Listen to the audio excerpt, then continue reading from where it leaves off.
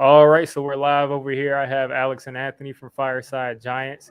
Something we threw together at the last second to just get a little bit of a, as my light just comes into the camera, to get a little bit of a therapy session slash pregame before we get into the second game. Short turnaround, so we get to get this bad taste out of our mouth pretty quick if we can come away with the win. And right before we switched over, we started talking about the defense. And I'll give my quick take on how I felt about the defense, and then I'll let them chime in after. This defense, again, they played horribly. And then on top of them playing horribly, they had a quarterback basically play flawless, make no mistakes, go above the numbers, throw across his body accurate. Receivers were like following their quarterback and really running the scramble drills at an elite level, catching everything. It was literally a once in a season kind of thing. We were off. We weren't tackling well, and the other team was completely running on all cylinders, which makes you kind of think, should we have played some of these guys more in the preseason? That's one thing. Another thing is we kept on blitzing, and he kept beating the blitz. That's something I kind of chalk towards Patrick Graham for not kind of limiting the blitzes, because they were eating that blitz alive and we couldn't make tackles. But on the other side, we constantly were in Teddy Bridgewater's face. And I think if we're able to get the same pressure we got on Teddy Bridgewater on Taylor Heineke, I think this game could be a blowout, because I could see turnovers happening. Like most quarterbacks in the NFL, they're not going to be able to make all of those great moves, all of those great throws under pressure with no mistakes. It's just not realistic. So I'll let you guys chime in on that.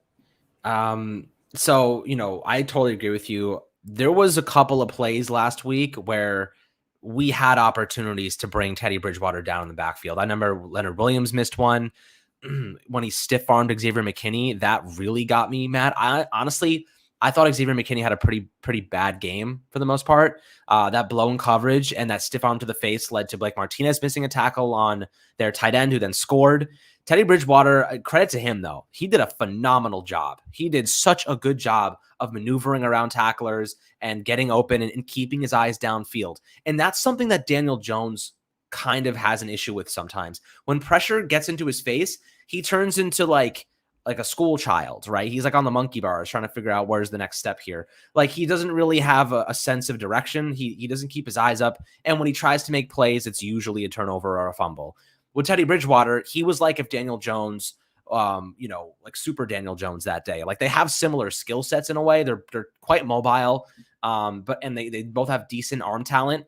But I really love to see Daniel Jones get more involved as a runner this game and slide. Like designed read options, designed plays to get him out there. And that's what they might try and do with Heineke. He's not really a runner in that way. He's very mobile. He stays within throwing distance, behind the line of scrimmage. But, he's a guy that if you put pressure on him, if you get after him, he will make mistakes. He's only has 3 touchdowns in his career, right? He's not a guy that's like has plenty of production, plenty of scores to his name. He's not a high percentage thrower. He's not a great touchdown producer. He's a guy that, you can take advantage of. And Anthony, looking at him and speaking with the guys over from Washington on the ref district, what are you expecting from this defense today? A similar physicality, or do you think they're going to let him pass behind the pocket? Yeah, I think Patrick Graham is always versatile in his defensive scheme. You see one scheme one week, you see a new scheme the next week. And after watching last week and seeing how the Giants got thrashed by being way too aggressive in the wrong situations, I think they're going to be a lot more conservative this week. I just think they're going to be more careful. They know that they're going up against a backup quarterback. I think they're going to be mindful of that and not try to do too much, not try to give him any easy opportunities where Washington might have a play built into the scheme that's just easy to beat this blitz, and then the Giants blitz and they get thrashed. I think the Giants are going to be cognizant of that, and they're going to be very careful. Patrick Graham, I still believe in him as one of the best defensive coordinators in the entire NFL. So I think that the defense is going to bounce back with a solid performance. I really don't have any concerns in that regard right now. I'm not in panic mode with the defense, as I was saying on the other stream. But for the offensive side of the ball, of course, we can go on and on there about how I am in panic mode there and how I don't feel confident in that coordinator. But yes, focusing on the defense, Taylor Heineke, he likes to get mobile, likes to get out of the pocket, make some plays off script. So I think for the Giants, probably try to keep him on script, maybe play just some QB contains, maybe not try to pressure him that much on the edge, maybe keep the pressure through the interior with your guys like Dexter Lawrence, Leonard Williams, keep those guys up the interior, maybe contain on the edge and just play some soft zones in front of him, make him throw his own mistakes. Yeah, I agree 100%. I want to kind of switch the topic a little bit.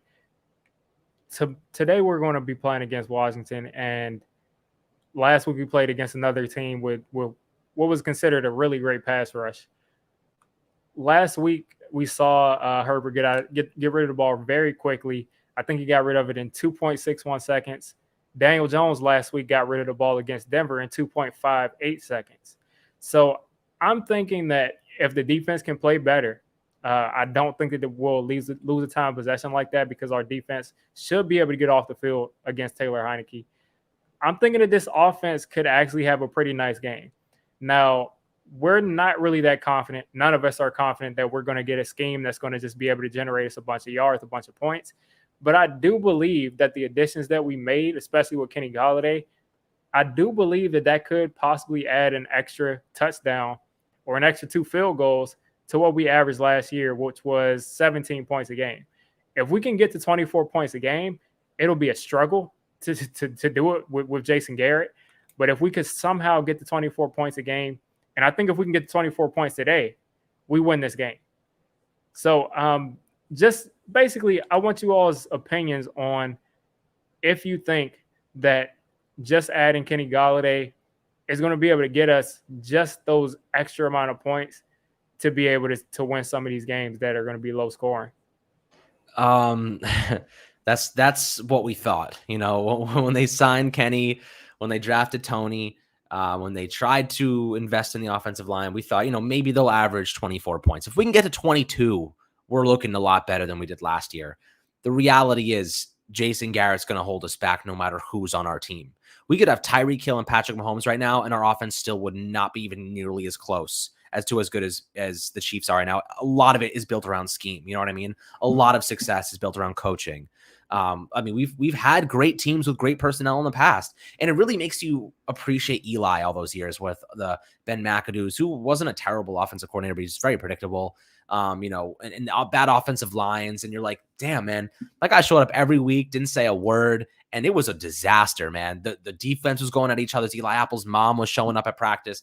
There's a lot going on, and there's nobody there to really speak for Eli and be like, this is not what we do here. I've won 2 Super Bowls, and I have no offensive line. I have Eric Turnstile Flowers at left tackle right now, and they're forcing him there, and then they move him over to the right side. Don't put him at guard. Let's put him at right tackle instead. Another disaster. So, I appreciate Eli for keeping his mouth shut while the Giants absolutely destroyed his legacy at the end. Well, not his legacy, but the end of his career.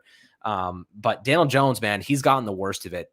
And, when you have undrafted free agents like Austin Mack, and nothing against Austin Mack, but when you have undrafted free agents starting by the midway point in the season, things are going poorly, right? It's pretty bad. And I think that you can add Kenny Golladay, you can add all these guys, but if the scheme doesn't get them open, if the scheme doesn't, like you mentioned on that Sterling Shepard route for the touchdown, we need plays like that once a drive. They don't always have to be touchdowns, but we need chunk plays once a drive. You need players to be, used as distractors. Saquon Barkley needs to be used in that fashion.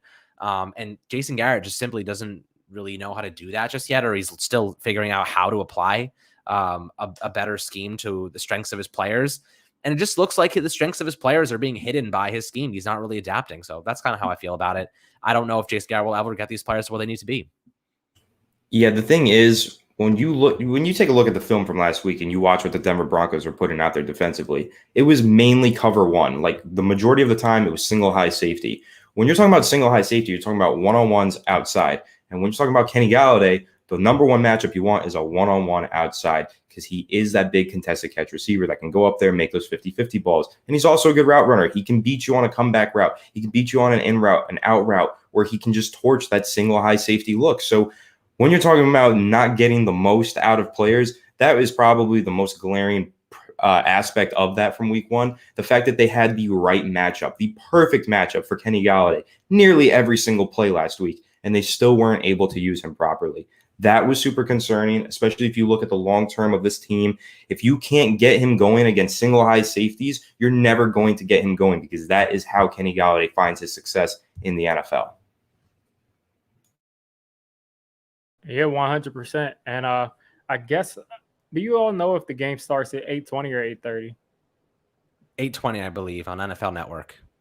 Okay, so we'll get you guys out of here before 8:20. But before that, I just wanted to ask you. I was in a group chat with some other Giants fans on Twitter, and we've been mostly talking about how Jason Garrett's offense, the design of it, is extremely limiting. It's extremely limiting. It's hard to score with. It's hard to move the ball with. The route designs are horrible. People are crowded in spaces. As I saw you highlight on Twitter, Alex, there was a red zone play where no one was in the middle of the field. We're using both corners of not even the end zone, but both corners of the yards before the end zone. So if someone did catch the ball and made a crazy play, they wouldn't even be in the end zone. So it's really hard to do things with Jason Garrett's play design. But I still believe that the overall philosophy of Jason Garrett and of this offense has a lot to do with Joe Judge's philosophy. I posted that clip where Joe Judge was saying that he didn't want a fancy offense. That's one thing that makes me believe that. Another thing that makes me believe that is the first drive of the game, we got that big play. We have a Pro Bowl kicker. We had a shot at kicking a 55-yard field goal, but we took the conservative route and we punted. It seems to me that Joe Judge is a very conservative coach.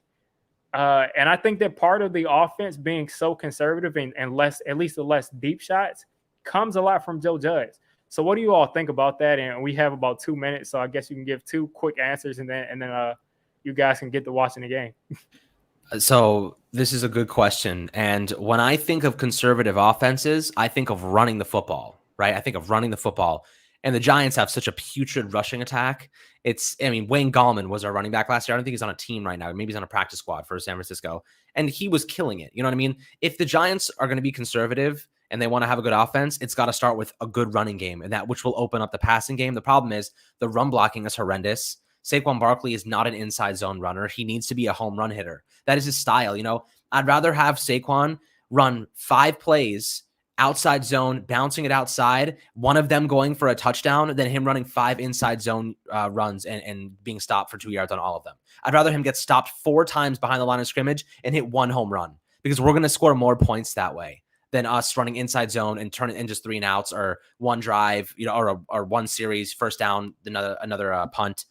I just want them to be a little bit more creative and use their players to their strengths. Saquon is a glorified scat back. He is not a power runner, never has been, and I will stand by that to the day he one day retires, or if he's off the team. They're just not using him to his strengths, and that's what they're doing with a lot of their players, unfortunately. Yeah, and I think that I got to hit on the aspect of you kind of calling out Joe Judge, because I do have in my Twitter bio, and I do say this all the time on the channel, I'm the #1 leader of the Joe Judge fan club. I love that guy. I go to bat for him all the time. But as Alex knows, and as many people who have been listening to Fireside Giants recently know, I've been quite critical of Joe Judge. I've been unhappy with him. I don't think I think you have to put probably the majority of that loss on Sunday on Joe Judge. I think the team came in really underprepared, undercoached. They were outcoached by Denver.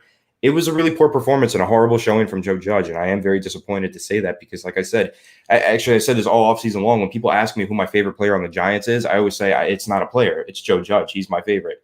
And so to go into that game and have such a horrible coaching performance, yeah, it was pretty disheartening. And you have to point fingers at Joe Judge. And when you're talking about the conservative nature of this offense, I do think that Joe Judge has something to do with that. Those weird 4th downs where they just go out there and they take the delay of game and they give up 5 yards in field positioning there. I don't think that's smart. I don't like that he continues to do that. It's this weird conservative, non-aggressive.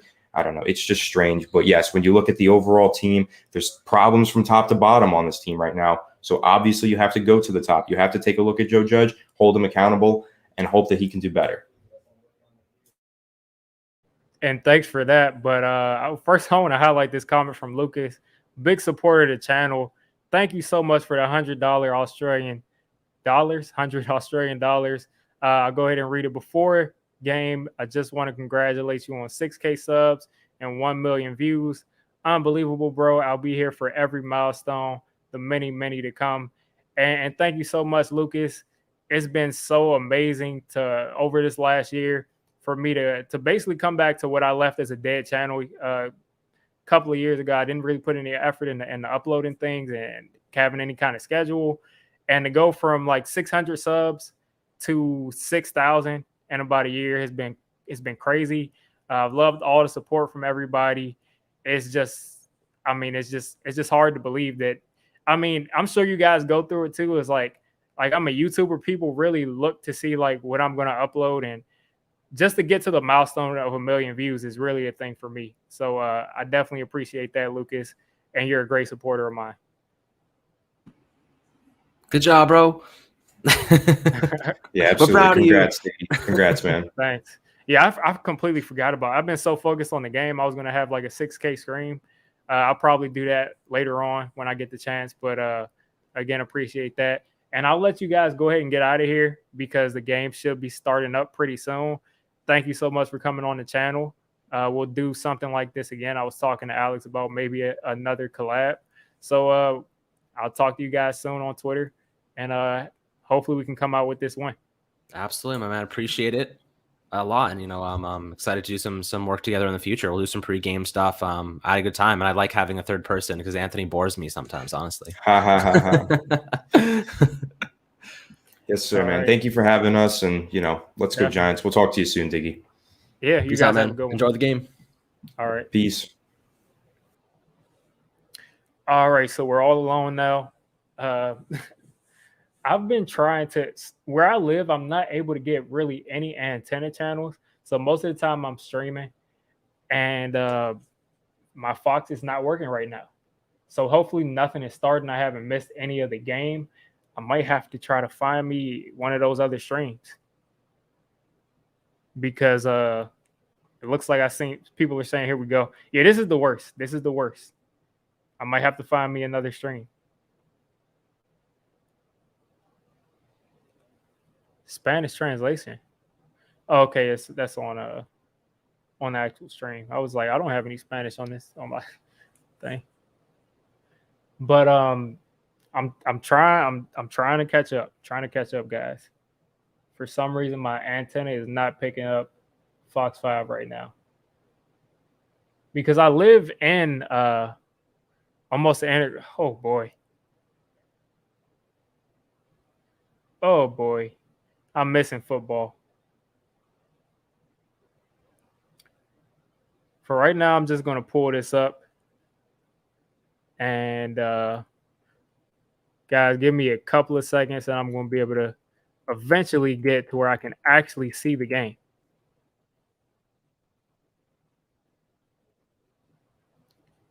Eventually, I'll get there. But I guess it's you guys' job to tell me what's going on since I'm having some difficulties.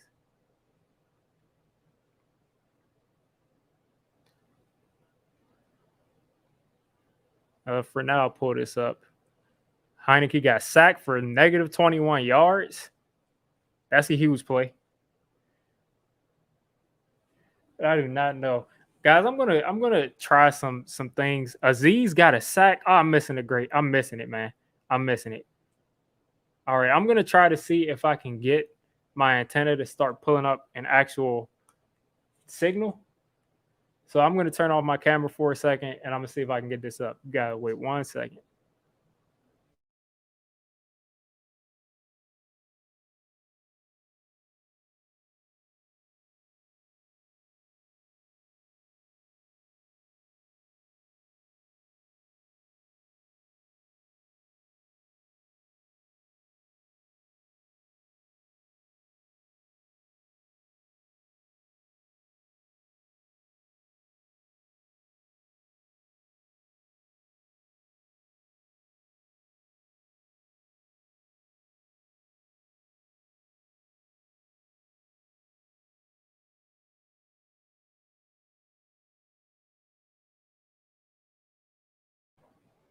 So apparently we got a sack.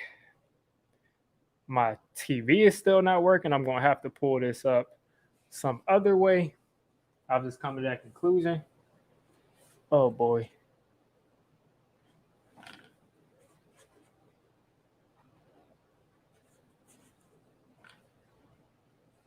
This is literally the worst.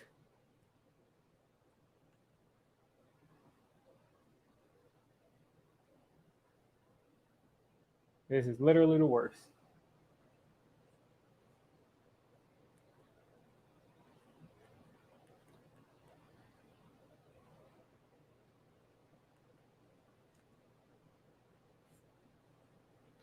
So apparently we got the ball back. Peppers returns something. Keon Crossen has a penalty against him.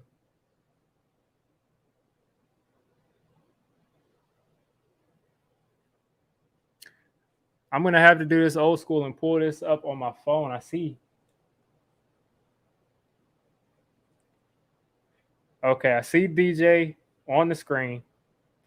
They're showing his career record against Washington.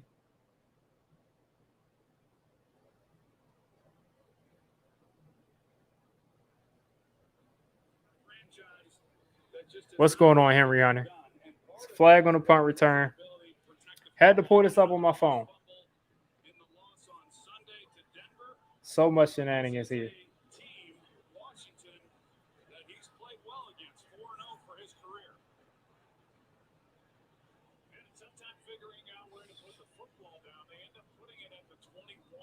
Let's see. Saquon picks up 5.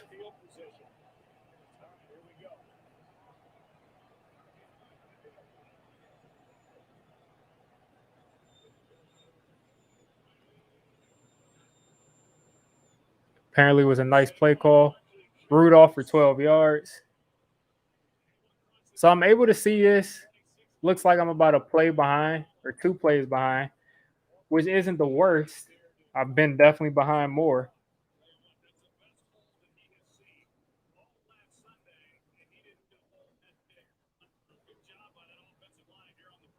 Pulling this up now.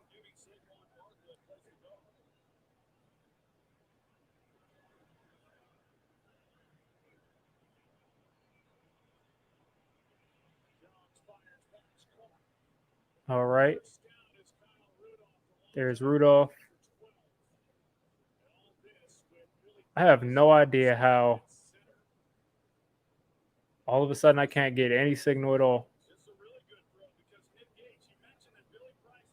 All right. So I have it on my TV. I'm just about to play behind now. Now I'm seeing the play where we got Kenny Golladay for a first down. It looks like this offense is moving.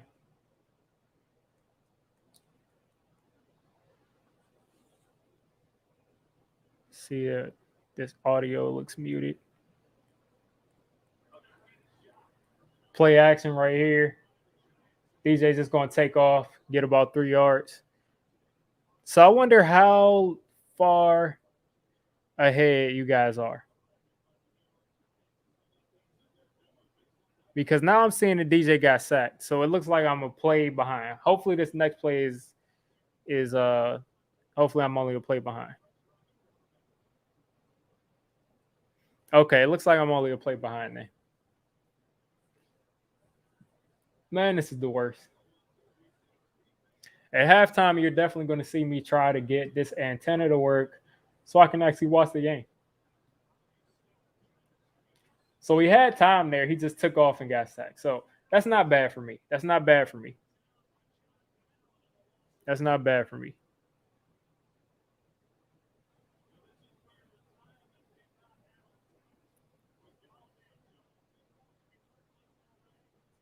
It's not bad for me.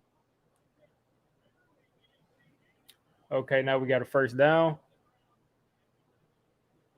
I was going to throw up a scoreboard like I did last week, but it looks like I'm probably just going to have to leave this ESPN thing up so I can see something happens. So this is a 3rd and 10 right here. And we pick it up. Sterling Shepard on 3rd down.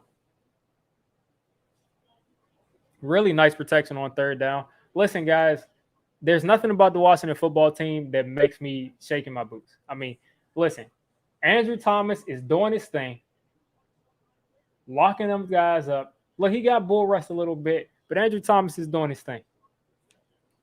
We're already in field goal range. We're moving the ball. This is the best this offense has looked so far. I say we had a couple of good drives last week, but it looks like we're moving the ball. Sterling Shepard, a little bit of yak. That was a block in the back by Kyle Rudolph, but didn't really get that effective because we only got about 4 yards. Apparently, something else big happened. DJ took off and ran. I'm telling you guys, this is DJ's chance to just say, "Hey, everybody, chill. This is my team. This is his chance," and it looks like he's doing it.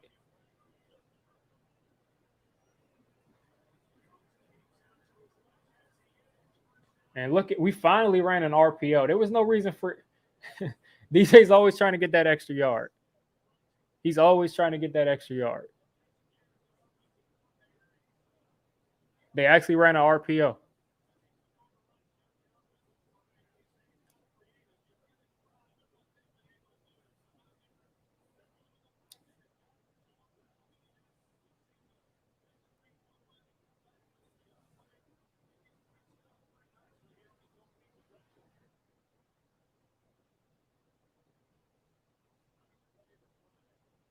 All right, shotgun right here.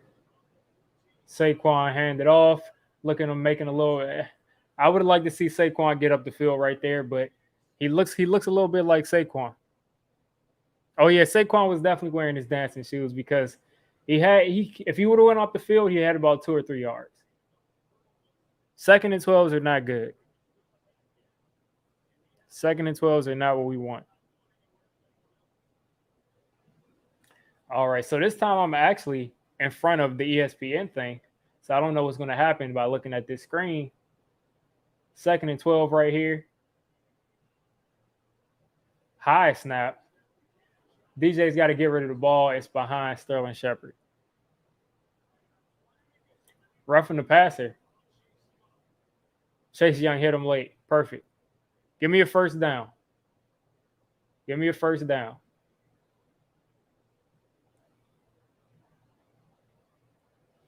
So that is a 15-yard penalty, I think, because I don't think we're inside the 20. They're saying half the distance to the goal. I don't think we were in the 20, were we? Andrew Thomas did not do a good job on that play, but I mean, that's fine. It's Chase Young. That's what happens when Andrew Thomas doesn't get his hands inside. I mean, you got to get your hands inside, man. Because if you don't get your hands inside, I mean, you can't block anybody like this. You can't block anybody with your hands all the way out like that. But I'll take it. It was a questionable call, too. I'll take that. Let's go ahead and punch this in. Saquon, 3 yards right there, 2 yards. This offensive line doesn't look too bad to start. Taking him back off the field. I think Saquon has he's full go today. I think he's going to be full go.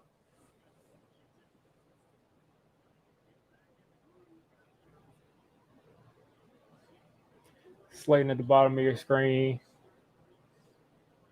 Kyle Rudolph in the slot. Galladay at the top of your screen with Shep. That should be where we're targeting. DJ took off, and he's in the end zone. Let's get it, man. Let's get it. That's what I'm saying, man. Use his legs, man. Use his legs.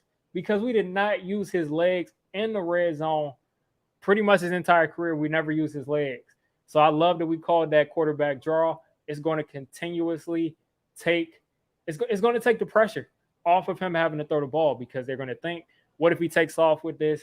This is perfect. Beautiful. Beautiful first drive by Jason Garrett. He listened to the critics. They left the entire middle field open. They left the entire middle of the field open, stretched the defense out. This is what I want to see from an offensive coordinator. He literally stretched the defense out so there was a running lane for DJ.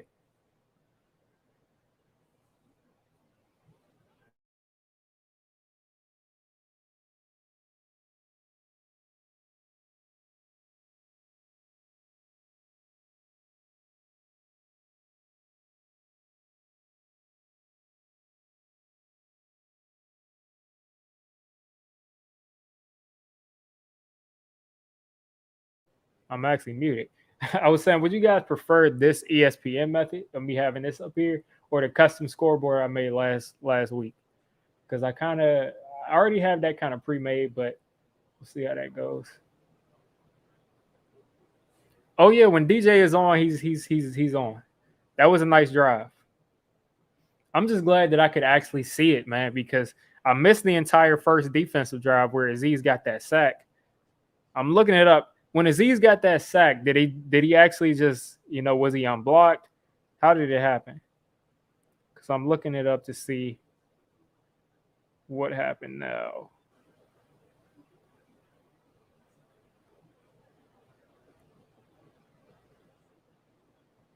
Yeah, Garrett looked good. Garrett. Okay, so it was kind of a cover sack. I'm still waiting to see Aziz Ojulari blow off of that edge and just look dominant, like, immediately. But that looks like another cover sack.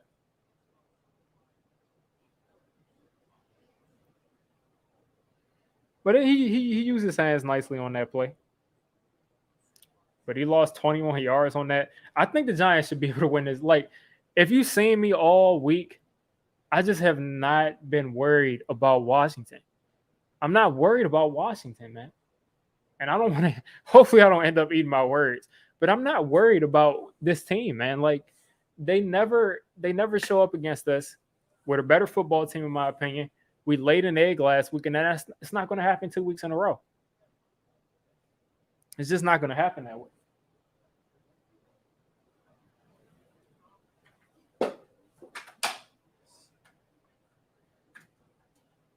Oh, boy.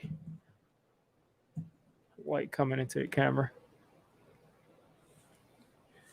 Give me a second. I'm going to grab my computer charger.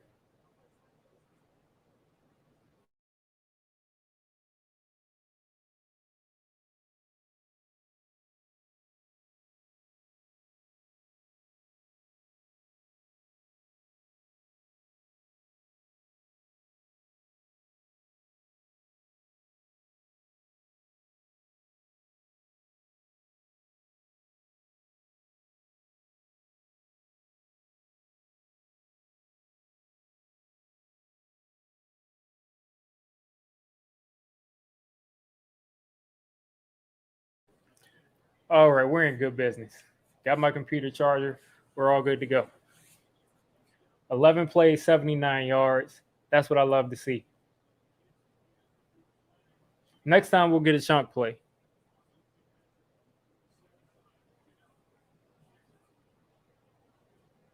Yeah, let's get Galladay some more catches that next drive. 100%. All right, let's tackle this. We cannot afford to be giving up big plays on special teams, man. Not when we put all that effort into special teams. Oh, that's roughing the passer. I don't care what this dude says. That's roughing the passer, in my opinion. Now that I look at that, it looked like he could have easily stopped. And you can't land on the dude after that. That's roughing the passer. All right, Heineke in the shotgun. You got Leonard Williams on the edge. Lorenzo Carter on the other edge. Safety blitz. This Giants defense is playing today. They gave up about 4 or 5 yards right there. What's going on? What's going on with Blake? Hopefully it's just his glove.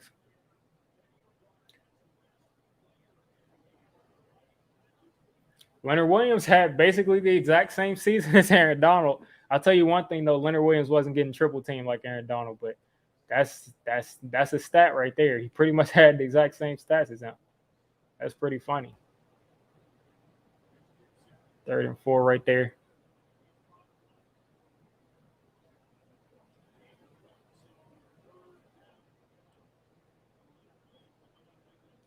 Let's get the ball back here.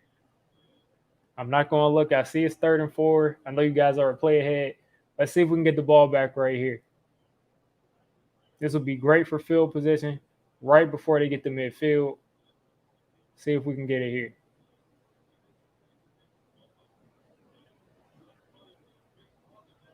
Looks like they're playing Dex at the 1-tech. Ojulari back out there. Martinez hovering around that line of scrimmage. Let's see. And he threw it away. That's perfect. Let's get the ball back. Let's get the ball back, man. This is the Washington football team we're talking about here. People try to call us. Listen, I'm not going to get ahead of ourselves because I just think that we have a good matchup against this team, and the fact that they're rolling out a backup quarterback. But I mean, people, they wrote us off, man. And this is the first quarter. This is the first quarter. But I think we're going to do good this game. I think we're going to do well. Tressway is one of the best punters in the game. Let's see what he got. Man, that dude is a punter right there. Jabril Peppers is finally back out there on punt return. Solid, starting at like the 23-yard line.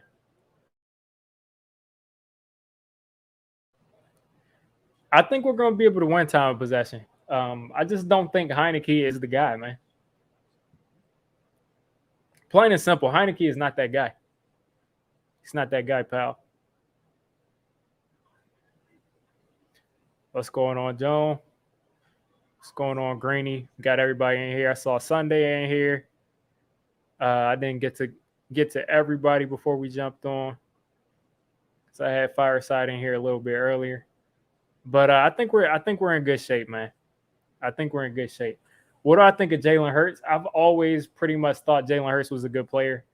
It's just about, how well can he throw the ball on a consistent basis, and it looks like he's doing a great job.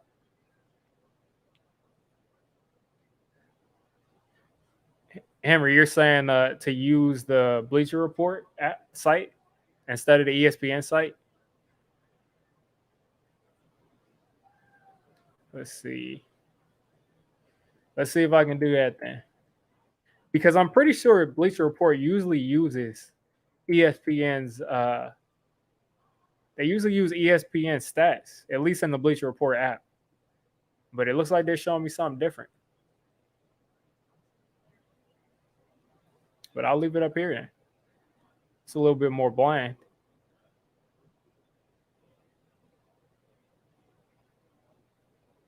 I guess they're blocking out those ads, but it looks kind of bland compared to ESPN, definitely.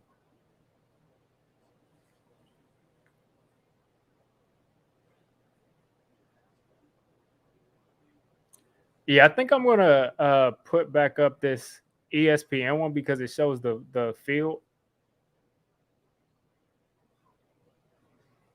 Yeah, I think I'm gonna leave it like that so it shows the field, because the other one is kind of bland and it's not really that good to look at.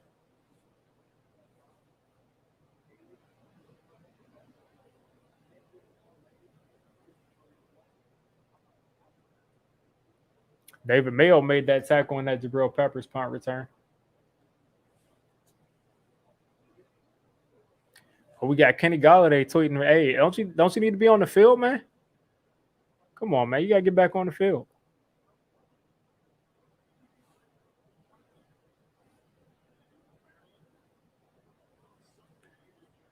All right, Gates is oh boy, man. They're saying somebody's hurt. I haven't seen that yet, but hopefully it's not anything serious. Let's see. Yeah, I see people are saying Nick Gates. Like I said, let's see how it looks. I'm gonna keep my eye on him on this particular play. If he's out, then I mean we're really. He got bull rust and then he got rolled over. He got rolled over, man. He's oh boy. That's something huge, man. I just don't see how that's probably our best or second best offensive lineman. And we move him over to left guard, he gets bull rusted, and now he doesn't look like he's in good shape.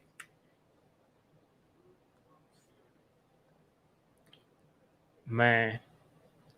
Ben Bredesen, I think, is a good player, but Nick Gates is just a lot better.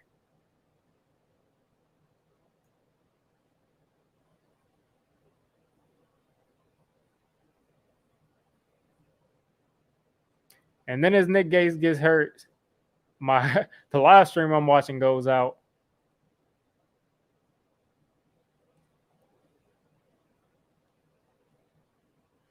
All right. Oh, that one hurts, man. That one hurts. That one hurts.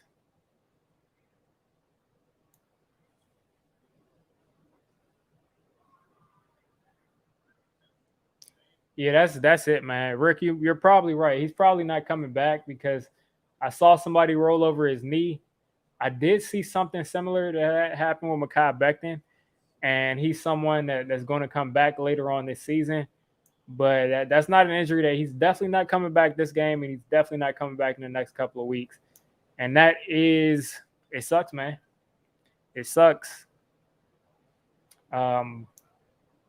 We do play Aaron Donald this year. We do play Grady Jarrett next week. And that was something I felt confident about because I did feel confident about the interior of the line.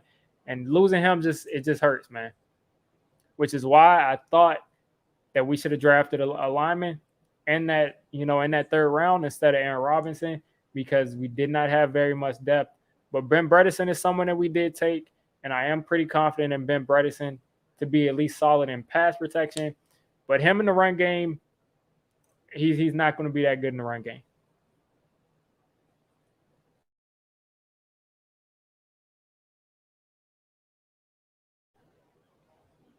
Man, you hate to see that, man. You hate to see that.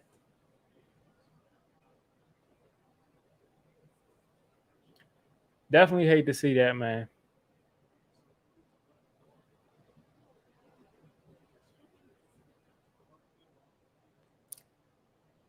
Yeah, I'm not going to speculate Pistol Pete because sometimes they cart guys off just so they don't hurt themselves by walking away. But it could be something serious. It's just impossible to know. Like I said, I did see this same kind of play happen from Mekhi Becton a couple of weeks ago. And I was just thinking that, or last week actually, and I was thinking there was no way that he was coming back from that. He got carted off. Everything looked the same. But yeah. I see they're not showing it. Not sure, man. Hopefully he's okay. And not just that field is awful. That field is definitely awful. Field is definitely awful. I mean, we can't afford injuries along this offensive line.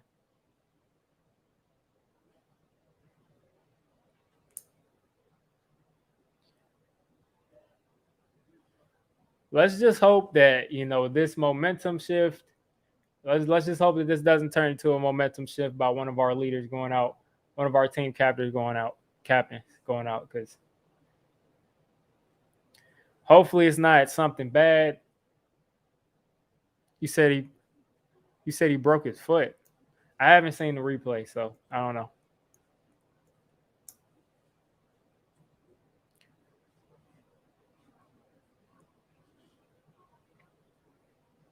But that field is notoriously awful, man.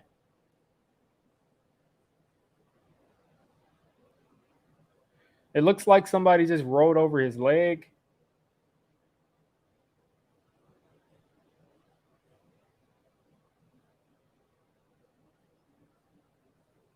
Yeah, it looked like something snapped. So, yeah, he's probably done.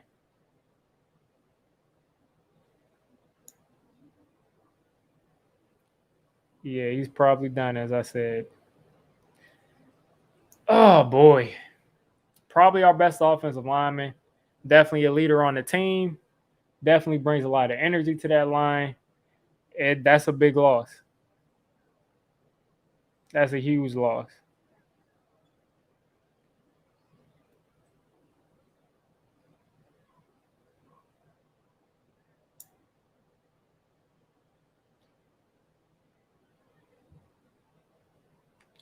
I do see that people are saying that this game is on Yahoo Sports too, which would have helped me about 20 minutes ago. I mean, That would have been helpful about 20 minutes ago.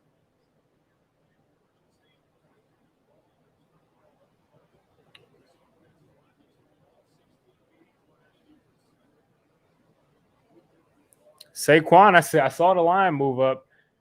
It looks like we did something. 41 yards from Saquon. You see how much this team respects and loves Nick Gates. Everybody tapping him before he leaves. Man, he's gonna be back, man.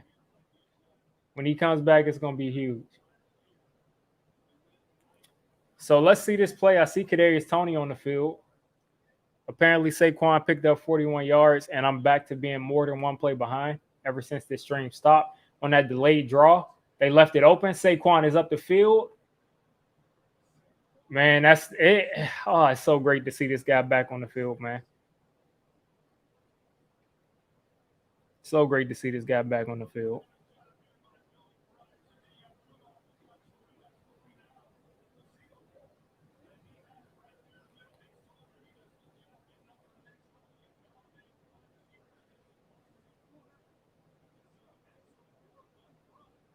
CJ Board is running plays, man.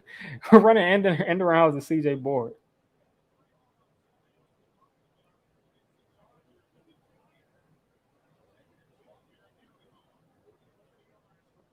He got some yards though.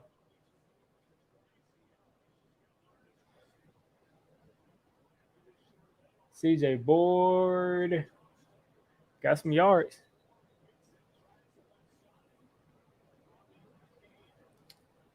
I'm still kind of bummed about that Nick Gates thing. Let's see if we can convert this third down. I see we're on the 3rd and 2 right here.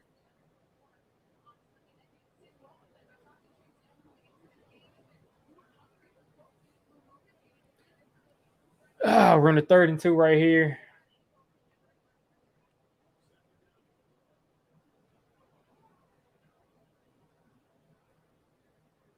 They had to pull Saquon out though. Giants call timeout. I have it on. I'm just trying to see if I can actually like get a stream that's faster than the one that I'm in. Because if I can do that, because I've seen some people say that they're watching it right now on Yahoo Sports.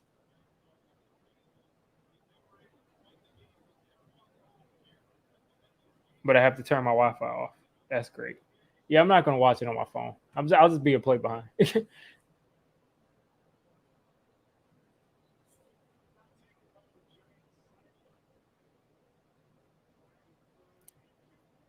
Oh, you definitely can't blame a coach for an injury like that, man.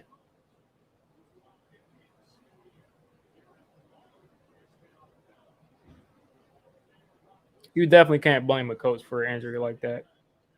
I mean, that's just a bone break, man. You can't avoid that.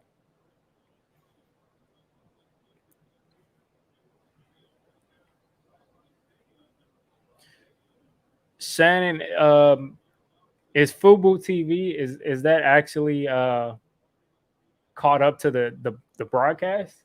Because if it's not caught up to the broadcast, and I'll just stay in the stream that I'm in. If it is, then it's on NFL Network, and locally where I am, it's supposed to be on Fox, but for some reason I'm not able to get a signal with my antenna. So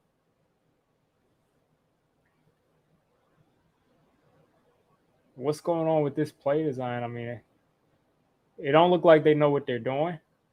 That was a false start by Andrew Thomas. Oh boy, man, that was just an ugly assortment of what was going on. I have no idea why. I don't know what that was.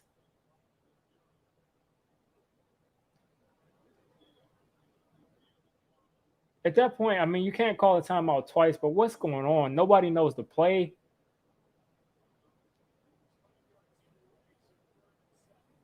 Yeah, I might start doing that, Pistol Pete.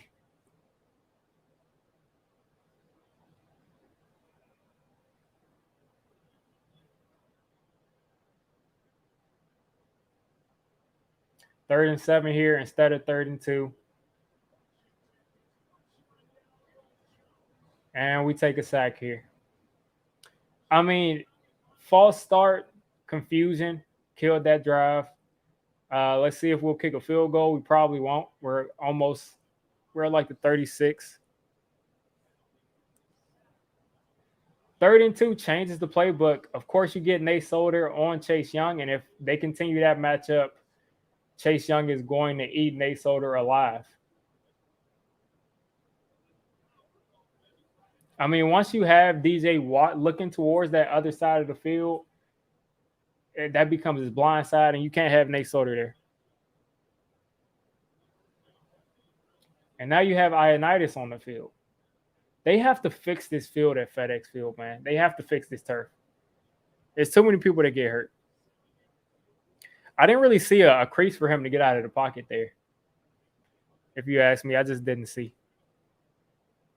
Yeah, Chase Young looks exhausted, man. He's been working all day against Andrew Thomas, and Andrew Thomas has been really giving. I mean, he's been going back and forth with him, so he hasn't been able to get it easy. He went over to Nate Solder and immediately got a sack. So hopefully Nate Solder doesn't continue to face Chase Young the rest of this game. But we all know what they're going to do. We all know they're going to just put him against him every time. So we're at the 38. I bet you we won't attempt a field goal here inside the 40-yard line. I just hate it.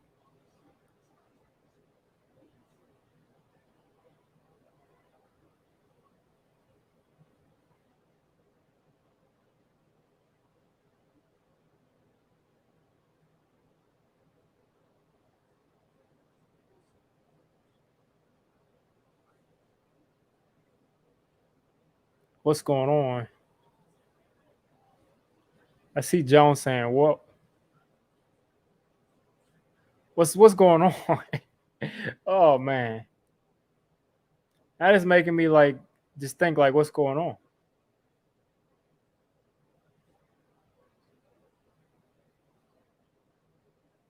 What's going on? People are saying, "Whoa."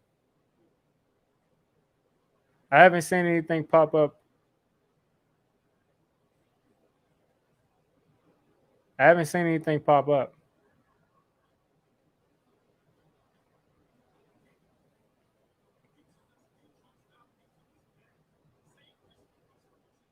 Oh yeah, definitely. That was bad. I don't know if that was on the. I just can't. I don't understand what was going on. Nobody knew the play it looked like, and then Andrew Thomas just jumped. We punted. We punted. Why are we punting from inside the 40 again?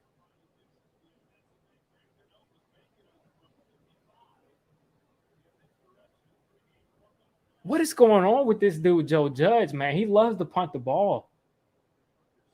What's going on? Do we have a field goal kicker? Can we use him? That's a 47-yard field. I mean, I don't know. I think that's more than 47 yards, but this is just annoying. I don't get it.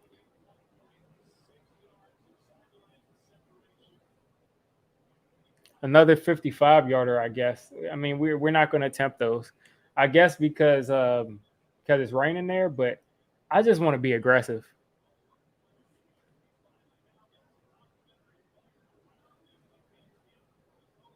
We gave up 6 yards right here. We have a Pro Bowl kicker.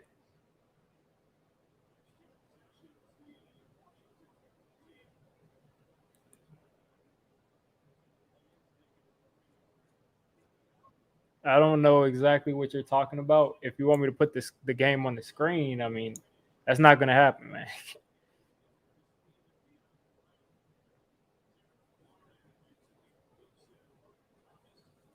All right, 2nd and 4 right here.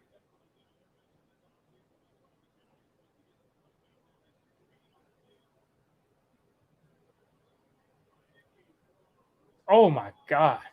Diami Brown is wide open right there.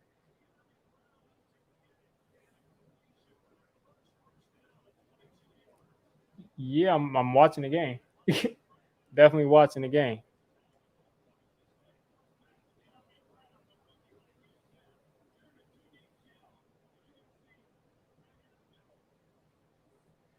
I'm confused on what you're talking about.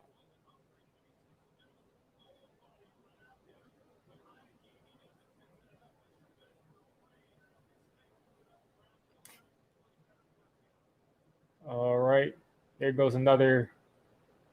Can't tell who that is. Number one. We're going to get the ball back quick. Washington's offense looks really limited right now.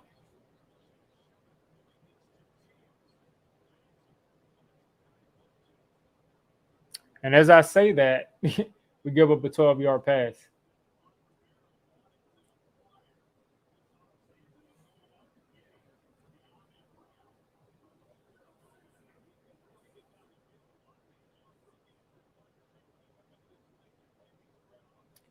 All right. I do not need this defense just like doing this again.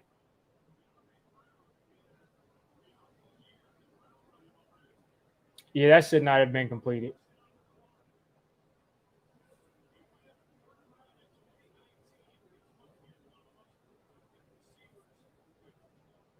That should not have been completed. You leave Terry McLaurin wide open because you're dropping a defensive end, an edge player in the coverage.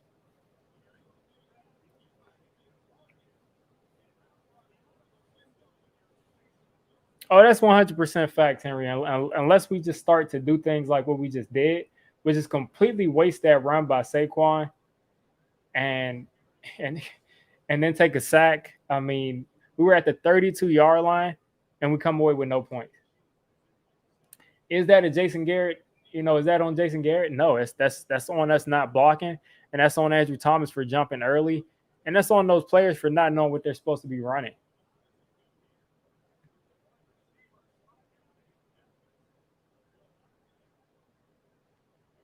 Because now they're putting together some drives.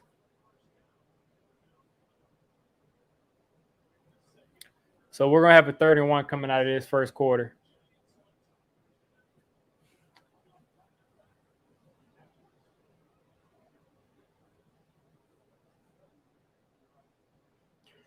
All right.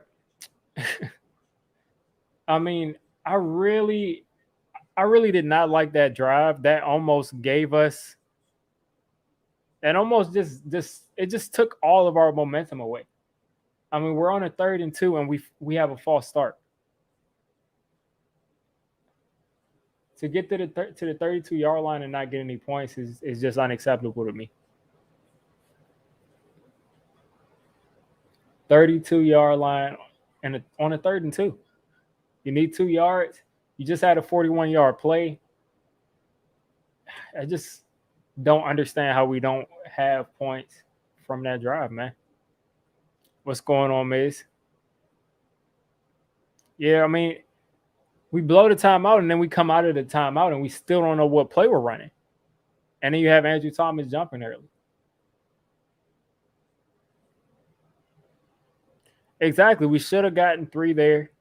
I would have still kicked the field goal. I guess it's raining. It's 56, 57 yards, so maybe you don't kick it there. But we just got to get some points there. Plain and simple. The players messed that up. We called a timeout for whatever reason because we wanted to get together a better play, and we don't have the play ready. Kenny Galladay's shrugging his shoulders. Sterling Shepard is asking DJ what the play is, and then Andrew Thomas just gets out of his stance. And I mean, can you really blame Andrew Thomas? He really just stood up out of his stance when there was like 1 second left. Oh yeah, Gates is definitely a huge pit. I mean, he's definitely a huge loss.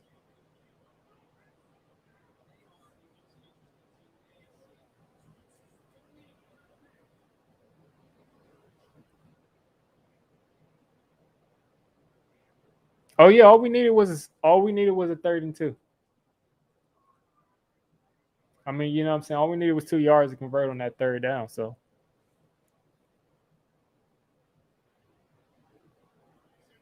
all right, 4th and inches.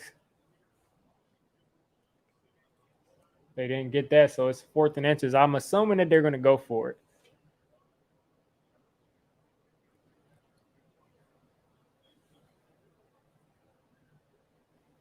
I'm assuming they'll go for it. I'm still about a play and a half behind. So right now I'm about to see Antonio Gibson get stopped on 3rd down. And again, I'm assuming that they're going to go for it to try to get, inches. So we can get a stop here. That will be huge. I don't know why they called that no gain, because it looked like he got about half a yard, I guess. So I guess they can't give that a yard.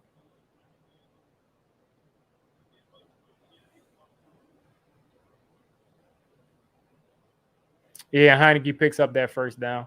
I mean, it's really hard to stop somebody on 4th and inches. But I really wish we did get that stop.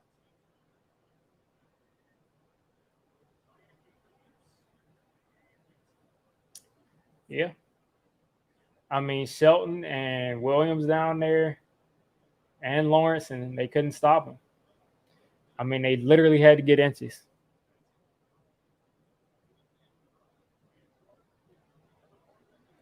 Let's tighten up defense. I mean, we should be up 10-0 right now. Should be up 10-0. But the defense has given up pretty much. Defense has given up about 90 yards on this drive, I think. Not 90 yards, but they got the ball at the 10.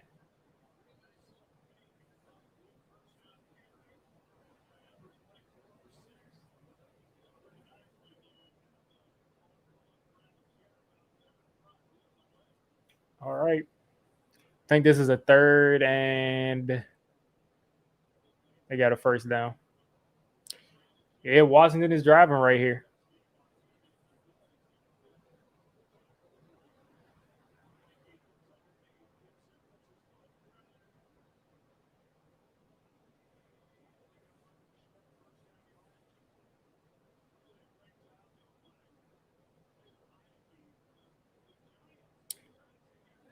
I'm just telling you, man, football is such a game of momentum.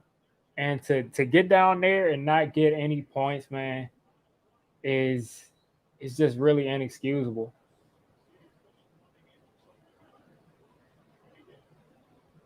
%, man. We keep giving it up. And teams are starting to notice that.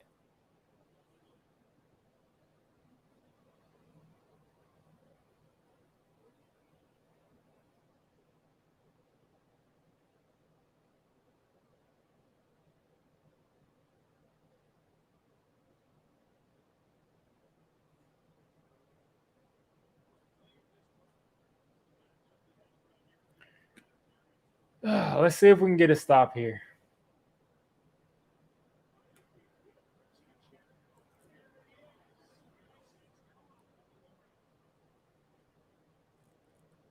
Yeah, McLaurin is a dog, man.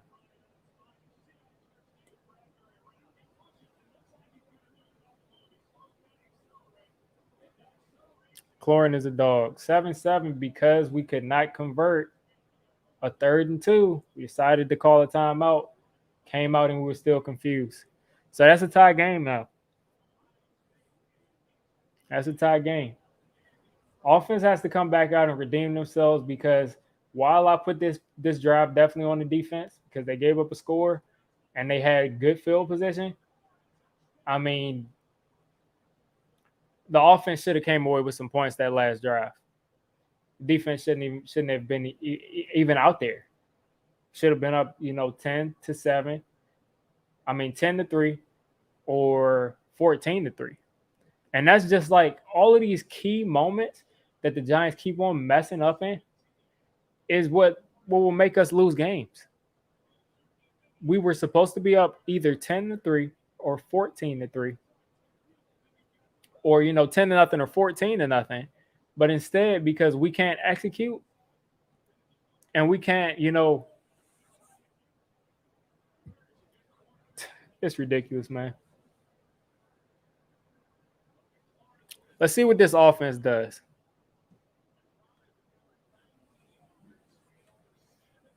I don't really call Heineke. I mean, I called him a backup a little bit earlier, but I mean, Heineke to me is, I mean, he had a good game against the Bucks, so he's not completely, trash, but we cannot, we can't be giving up, 90-yard drives to quarterbacks like this, man.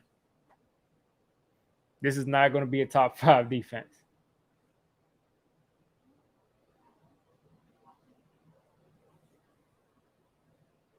That's why you got to let them play, Rick. That's why you got to let them play. Because they could look a certain way before the season, and all of a sudden it's a different story.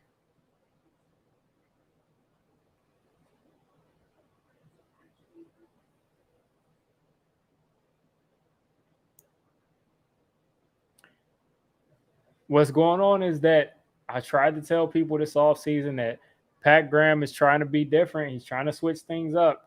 And now he's going to take somebody who excelled and was a top 3 player as his own corner, and he has him playing man coverage. So we got to see if he can adjust to this new man coverage scheme, because it doesn't look like he's that good at it. Doesn't look like Bradbury is going to be somebody who's going to just man up on somebody and lock him up, man.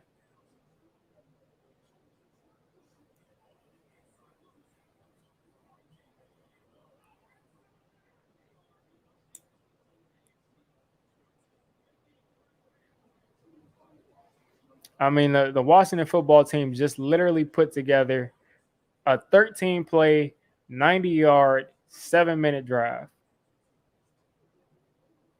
That's unacceptable.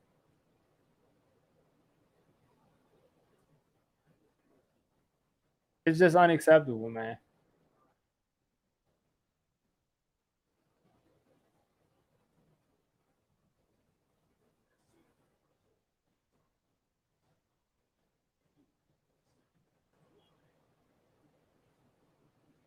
Yeah, Galladay has 1 target and 1 catch. I'm pretty sure.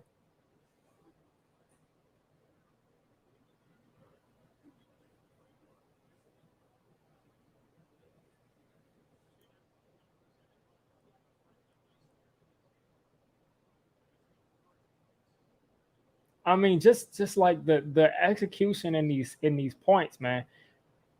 Execute. Heineke did not. First of all, Heineke didn't throw an incompletion that drive. Oh boy. I suggest that Patrick Graham stops playing this man coverage defense, because obviously these guys can't play man coverage.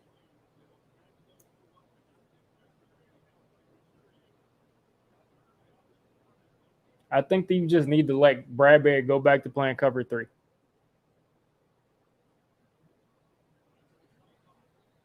And I mean, can we see?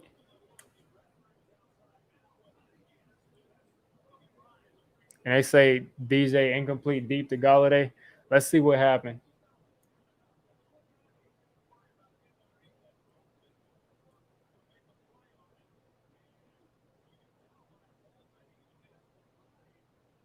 Dexter Lawrence missed that swat by.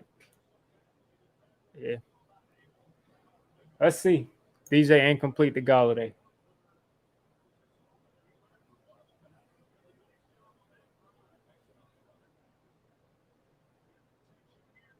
I don't know who he's. That's a miscommunication.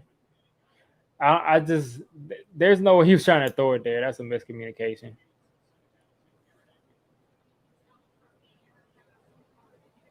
I think he probably believed that Galladay was going to take that further up the field. That's not just the air mail throw.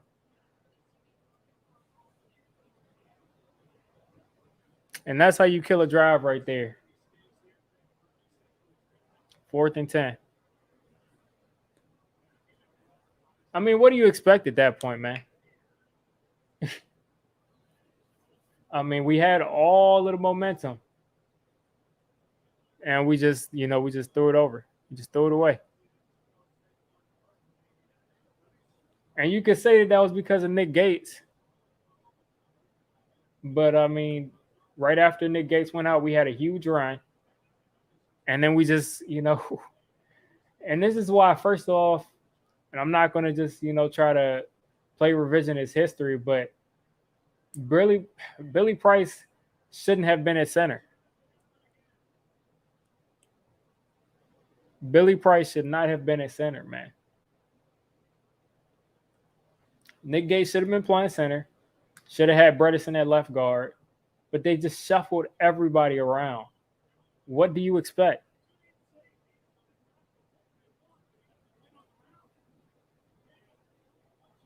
I mean, where is DJ supposed to throw the ball right there?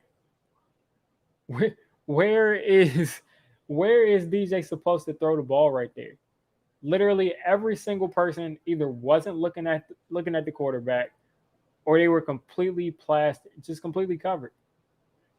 So let's see if the defense can do something. Right here, getting the ball at the 33 after Heineke has completed 6 passes in a row. And I mean, that's what I'm saying. Like, where was he supposed to go with the ball?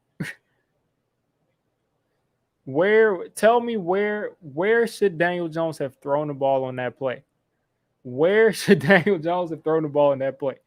Would you rather him take the sack or throw an interception? Sterling Shepard was wide open for a negative gain. He was behind the line of scrimmage.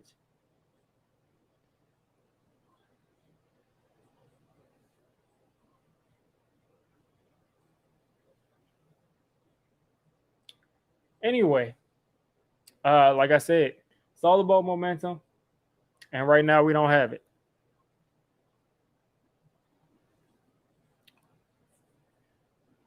Seems like Jason Garrett comes out with a nice game plan or with a nice way to script an offense. His first 20 plays are usually good. After that, I'm not sure. After that, things start to get muddy.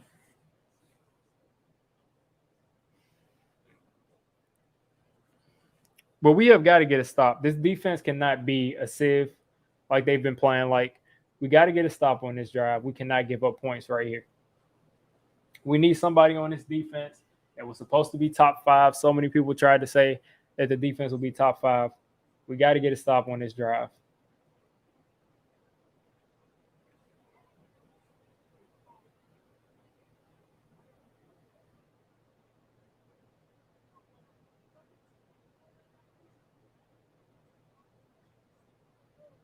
All I know is Bradbury cannot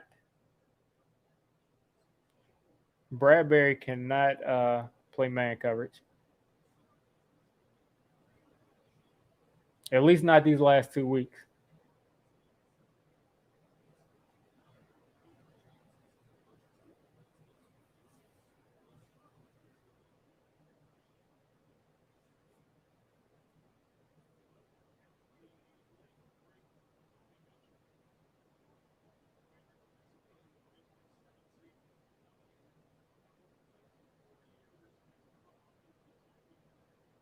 Listen, I would rather DJ miss somebody in the flats than the hold on the ball. Basically, I would rather that than a turnover. All I'm just waiting for right now is this defense to get a stop so we can get the ball back. Plain and simple.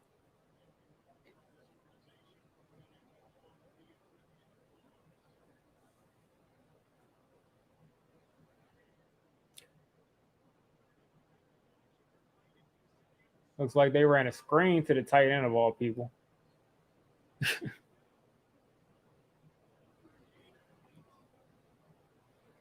Unnecessary roughness.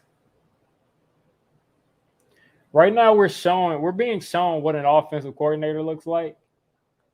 And I mean, oh boy, let's get this dude out of here.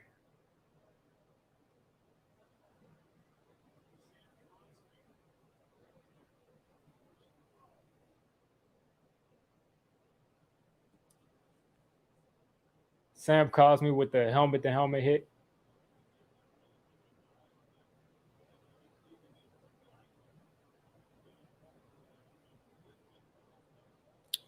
All right, let's see if we can get something done with this play.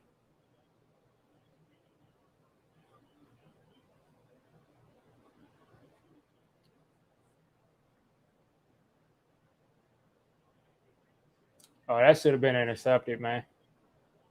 That should have been intercepted. I wouldn't eject somebody for that, man.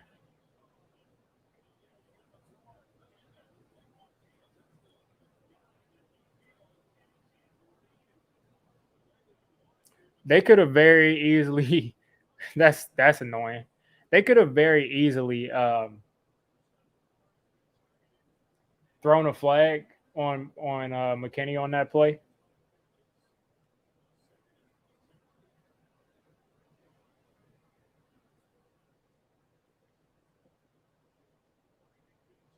That's the second pass I saw that maybe looked like it could have been intercepted. Logan Ryan coming over the top, but they're gonna punt it right here.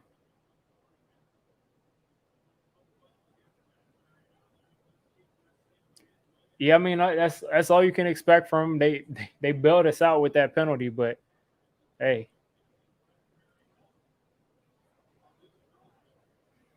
Jay Money basically first quarter we got a sack, got them to punt. DJ came down, put together a pretty solid drive. We scored. Nick Gates looks like he broke his leg, and right after that, Saquon runs for 41 yards. And right after that, we get about 7 yards on a carry by Devontae Booker. And Andrew Thomas false starts after we call a timeout. Looked like nobody knew what was going on in that play. And then Washington went right down and scored a touchdown. So instead of being up 10-0 or 14-0 because of poor execution, we are in a tie game right now.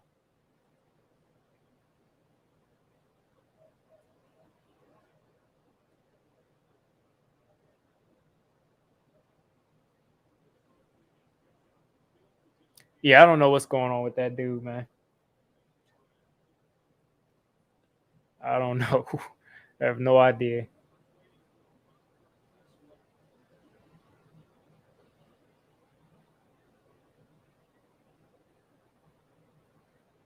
Oh yeah, poor execution, poor play calling, poor everything.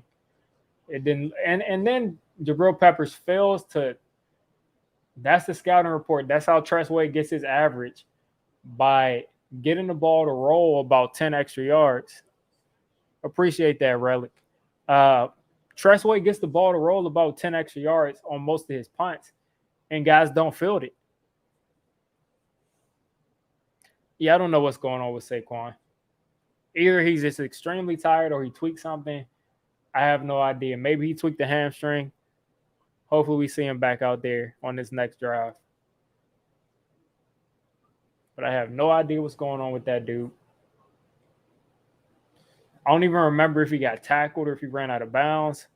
But all he did was pretty much run. It wasn't like a big hit or anything. Or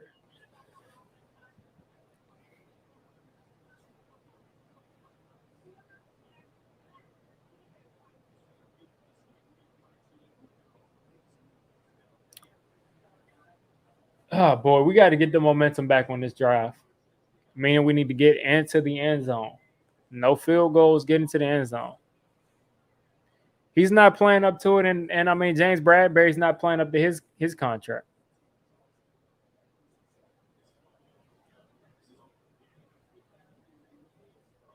And I mean, if Barkley is struggling with something, we wasted his hard work of getting that 41-yard gain. We wasted it.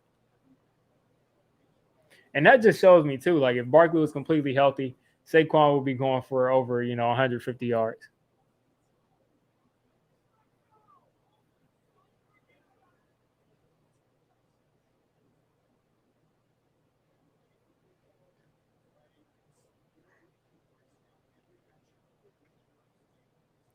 That's facts, man. That's facts. All right, 2-6 is back in. You guys are a little bit ahead of me. I'm still on commercial. Hopefully we get up out of this. Yeah, that's what I'm thinking. They're just pacing them.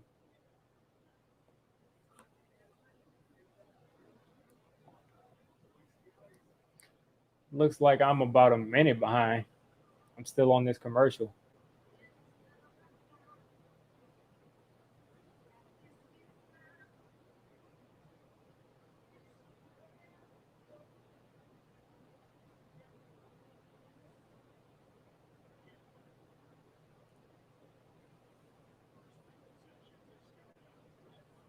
I see Shep got a 4-yard pass.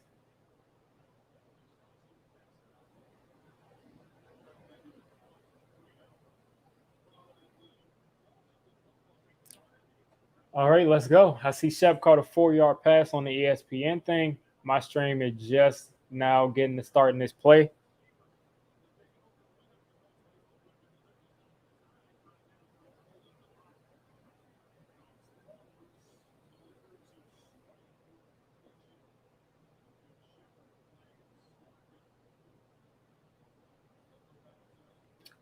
Quick 4 yards right there.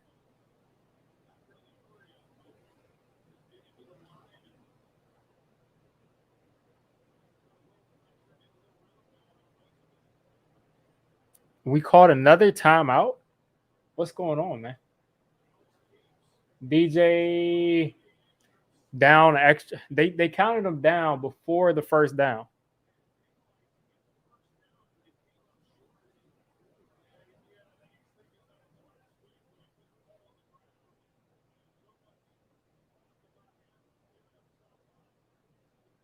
They counted them down right there. At least we got a first down. I don't get what's going on. Why they're using these timeouts right here. But apparently we got the first down, so I'm cool with that.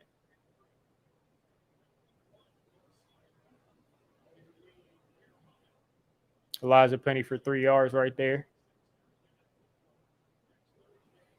Yeah, it looks like they called a timeout and Elijah Penny picked up this first down. So at least it's still the first half. If they start wasting timeouts like this in the second half, man, that's just come on.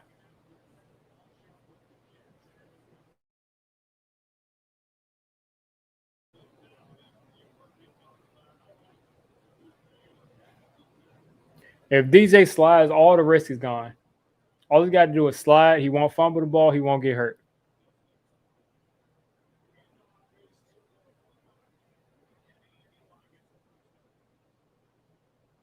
Looks like we got a nice little chunk play.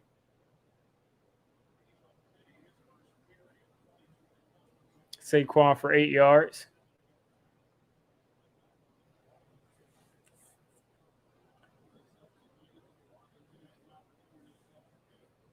Something else crazy happened?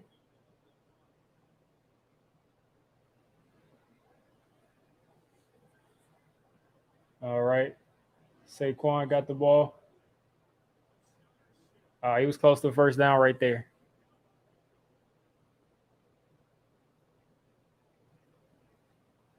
They called holding.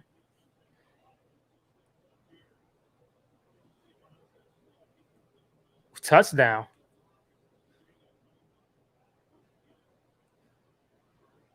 Said it's a holding. Is it good? DJ took off again. If that's holding, man.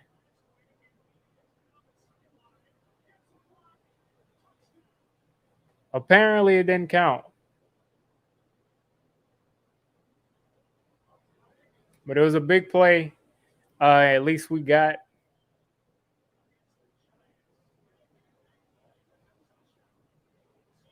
So it was a hold down the field.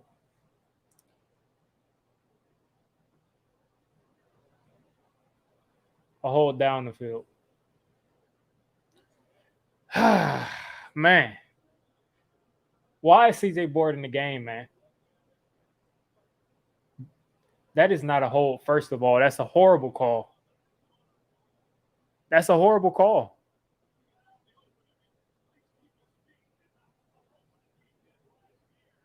That's a horrible call. But look at us. Look at the holes that open up when you're running this option with Saquon.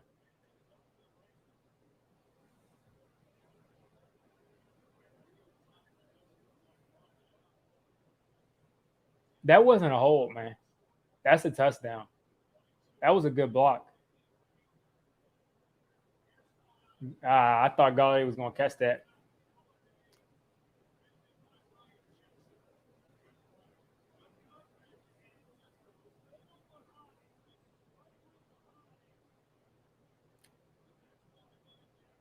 DJ has got to put that ball right on Kenny Golladay. That should have been a touchdown anyway. Like, that should have been a touchdown. That should have been a touchdown. Come on.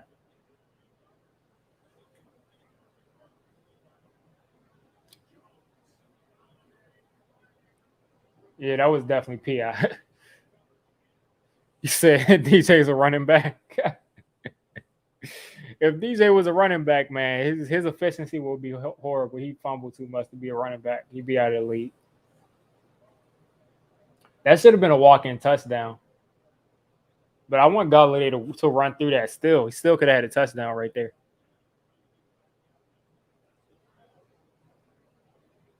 The Giants are the kings of almost like dominating games. All of the crucial plays, all of the crucial plays that the Giants make get called back, or they make some kind of weird mistake about it.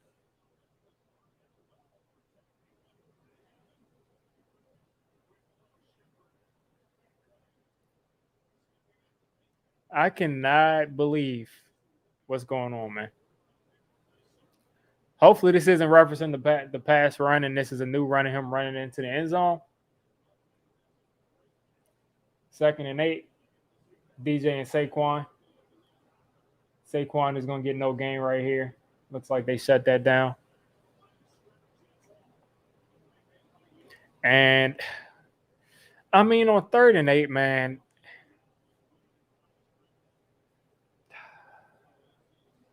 on 3rd and 8, this is what we're running, man. I can't put this on. There's no way that Jason Garrett is calling this stuff, man. There's no way he's doing this. The Giants have 158 yards in the first half, and we only have 7 points on the board.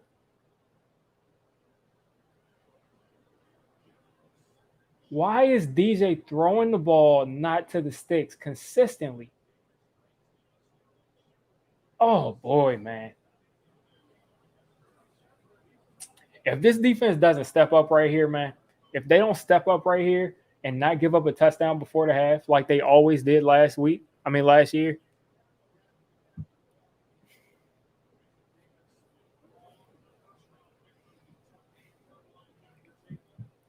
If DJ is going to throw that ball, you got to put it in front of him so at least he can run after he catches the ball.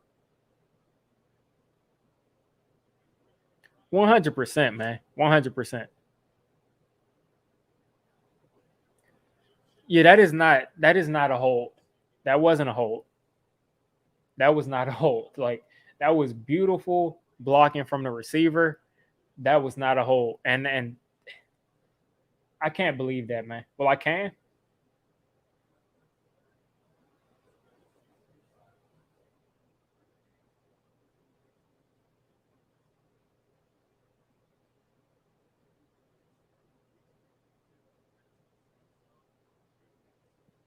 That was not a hold. Sadly, we can't challenge those plays, but that was just not a hold. Like, no way, man.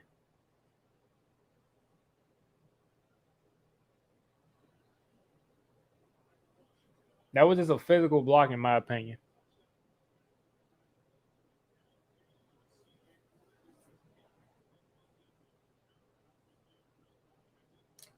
All right, so we have the 10 points we should have had last drive. I mean, we're at 10 points. That is how do you call that a holding play, man?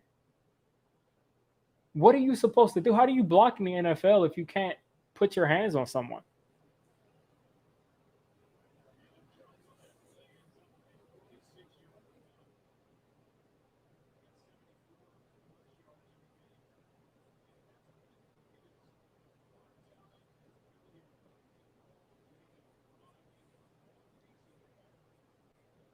Yeah, let's get a turnover right here on this drive. Heineke is a little bit too comfortable right now. The dude is completing pass after pass after pass. Last drive, we kind of turned it up, killed that drive. Let's get a turnover right here. And Antonio Gibson runs for 10 yards. There is no way that should have been called a holding play, man.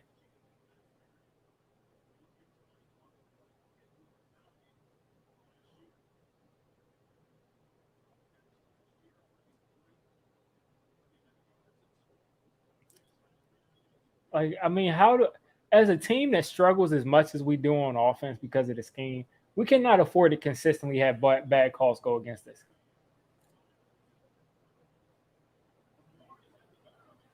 I don't like Danny Shelton in there, man. I'll just tell you right now, Danny Shelton to me, it seems like he's always getting pushed out of the way. And I see Dexter Lawrence on the ground. I've seen him on the ground 2 times this game.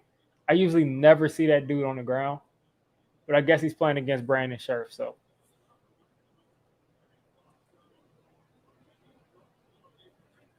yeah, they're working that middle of the field Sunday. They're working that middle of the field.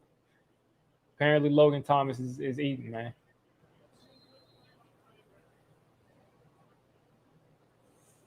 Exactly. If we just executed and didn't play just horrible football, the Giants would be in the lead right now.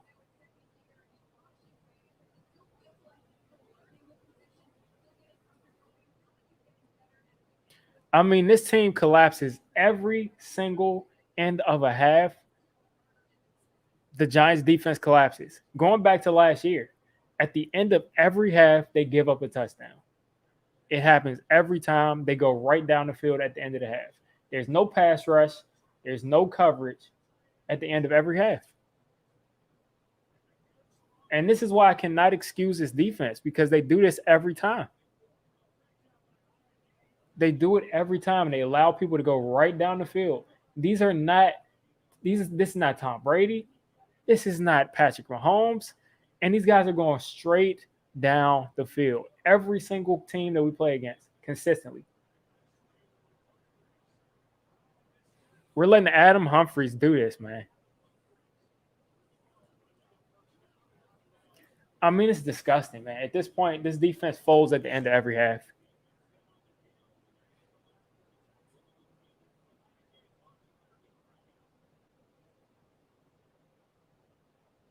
I mean, at that point, we could have kept Kevin Zeitler instead of getting Adoree Jackson. We could have just kept Kevin Zeitler.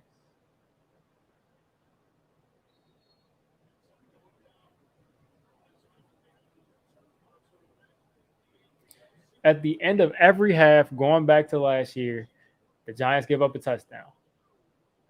They give up a score.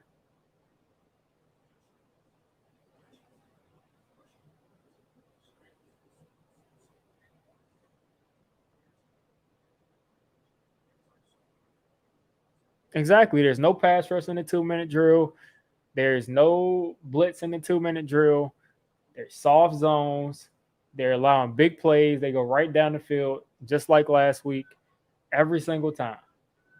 You're relying on Logan Ryan to force a fumble or somebody that, a throw to be bad. You're relying on too much things that don't necessarily happen. And you're getting shredded. This defense does not have they just can't, they're not an elite defense.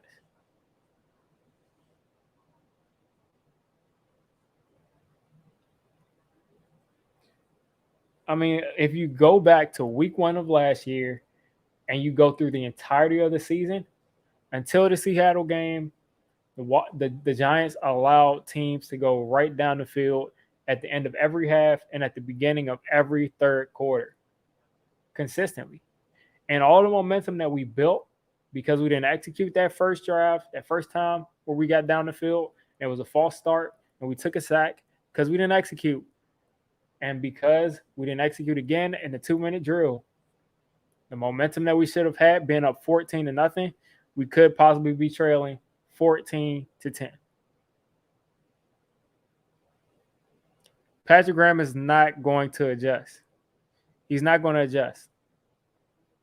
He's not going to adjust. He obviously is not good in the 2-minute drill. That's been him this entire time he's been here. That's been his weakness.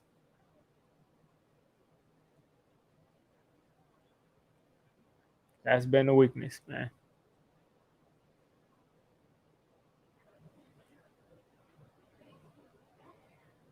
Now they're in the 3rd and 1 right here.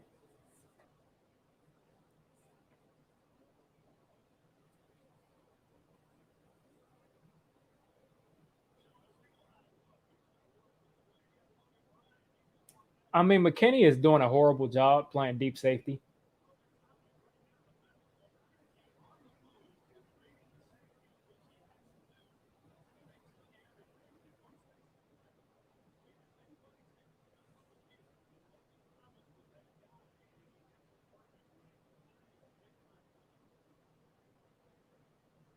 Well, 100%, man. Is if you see the same thing over and over again, that dude really tripped.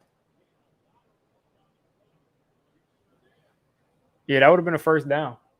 I mean, that would have been a touchdown if he didn't trip.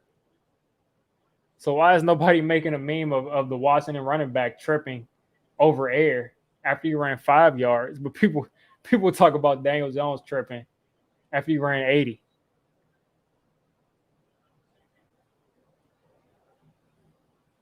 So they're gonna review that right there. It looked like he got the first down to me, but I mean, whatever. If we can somehow hold them to a field goal, I'll be very happy because this defense lets teams score at the end of every half.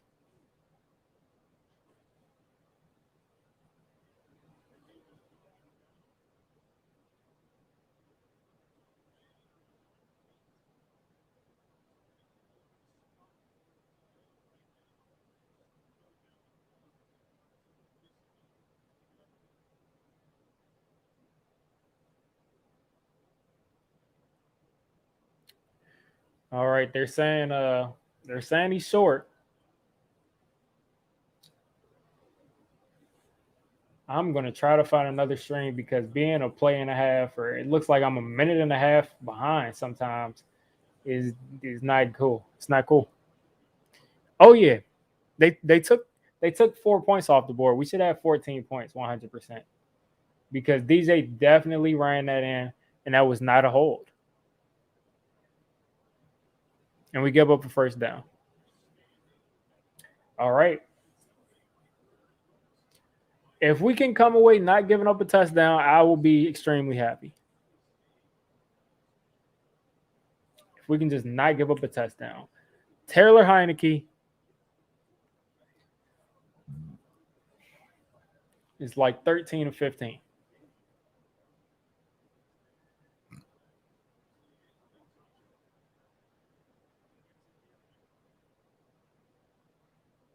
And I just don't get it, man.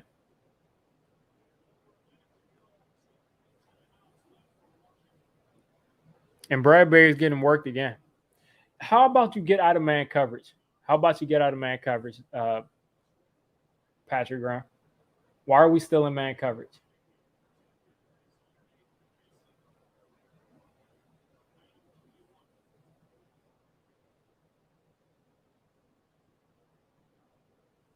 See, Judge can't use his timeouts because Judge wasted his timeouts earlier on in the half because people didn't know what the plays were.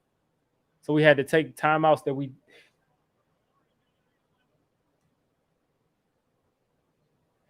we all did. But first off, Patrick Graham is deciding to use an entirely new scheme. And second of all, I mean, McKinney at that safety spot does not look good.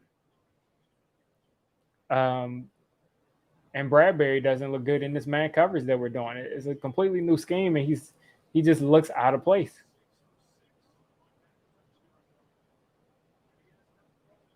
I mean, the ball is just not hitting the ground. The ball is just not hitting the ground, man.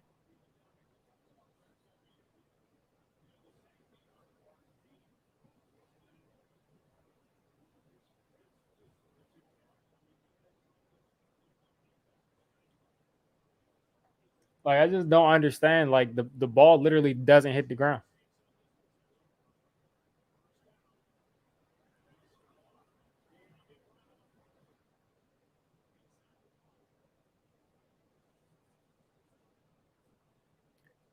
I mean, Patrick Graham is allowing guys to complete like 80% of their passes.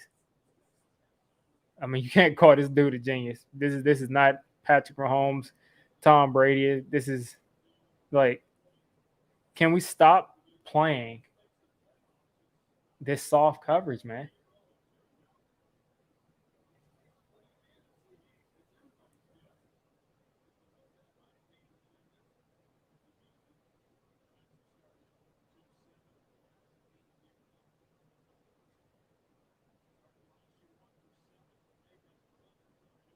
If we can come away with just giving up a field goal, man, I'll feel a lot better. But it doesn't look like it.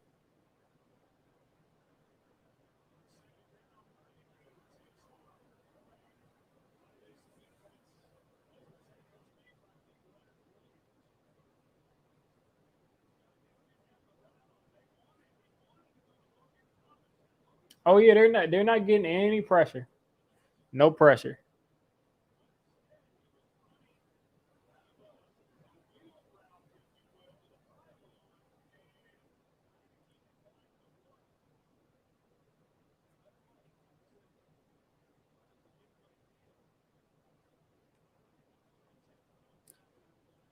There's just so many things wrong with what's going on right now.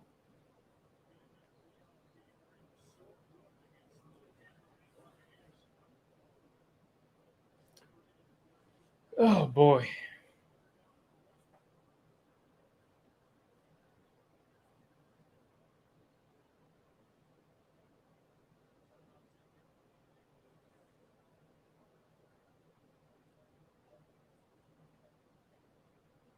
Yep.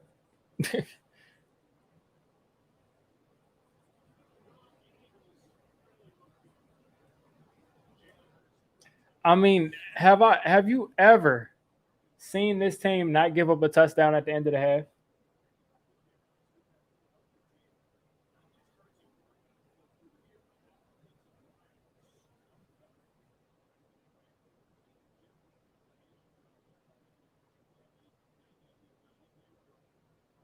I mean, I've never seen this team not give up a touchdown at the end of the half.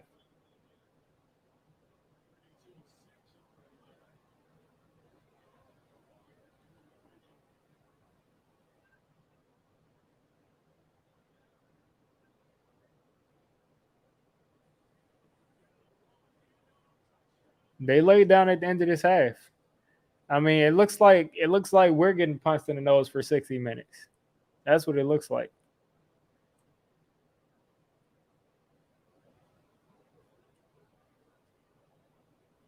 First off, we should have 14 points on the board, man. Second of all, this defense has folded once again. Whenever you need this defense to step up, they sit down.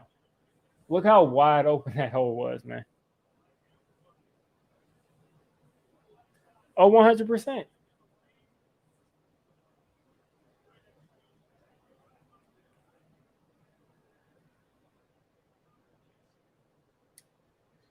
All right. So, of course, now again, Daniel Jones will come out and nail the ball at the end of the half, and we're going to go into the half with no momentum, losing, thinking about plays that we should have made that would have us well in control of this game. Well in control of this game, we should be. But because we messed certain things up, and Heineke was 7 for 7 for 67 yards.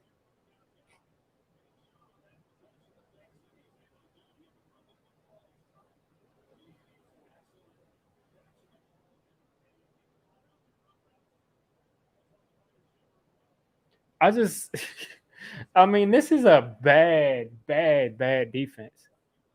This is a bad defense. Hopefully, our offense can make this a game by coming out and scoring, but this defense is bad. I'm going to tell you right now, don't expect much from this defense. I mean, when we play against Dak Prescott, we've played against Teddy Bridgewater, and we've played against Taylor Heineke. Taylor Heineke just completed 6 for 6. Then he completed 7 for 7, drove the length of the field both times, completely shredded our defense. No pass rush, no coverage. Oh, yeah. This defense is bad.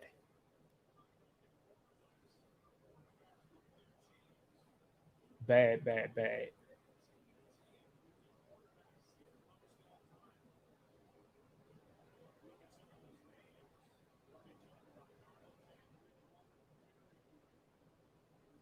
Bad, man. Not a good team.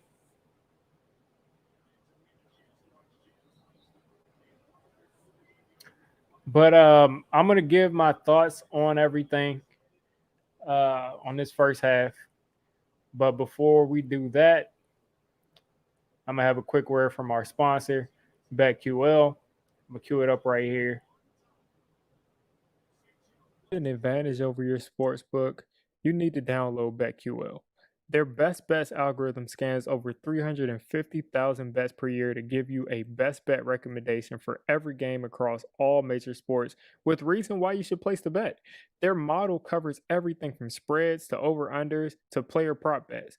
Don't want to use the model? They've got you covered with sharp data so you can see who the pros are backing and line movement so you can jump on betting opportunities in real time. They've got team summaries highlighting previous success against the spread and over-under with breaking news on lineups and injury status. Obviously, that helps with fantasy. And you can track how your past bets have done and where you rank on leaderboards. Head to the App Store or Google Play Store now to download BetQL. You can also head to try.betql.co/Diggy to get started now. Enter code Diggy at checkout to get 25% of all of their subscriptions. All of this information can be found in the description, where you can also find their BetMGM offer that'll get you a free year of BetQL. If you live in an eligible state, you'll find free offers for your favorite sports books. I won't tell if you click that bell, but I will tell if you miss out on this opportunity with BetQL.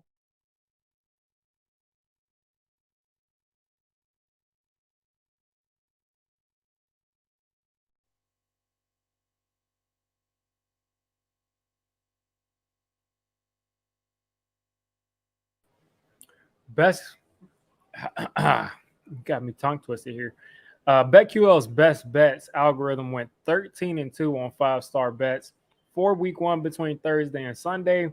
Don't miss out on your chance to beat your sports book by using all the BetQL offers. Again, the link is in the description. They went 13-2. I mean, they're giving you money. They're giving you free money. So definitely click that link in the description. But I want to go ahead and give my take on what happened this first week, on what happened this first half, by the way. More of the same. More of the same. All of the weaknesses of last year, the weaknesses of last year's defense is showing up. We gave up a high completion percentage last year. No pass rush in the 2-minute drill last year. Nothing. No, nothing, man. Couldn't get anything going on defense in the clutch when we need it. On offense, really tough to move the ball. Poorly designed plays. And when we make plays, we get bad calls. I don't know what's going on with this focus. I have no idea what's going on with this focus. Give me a second.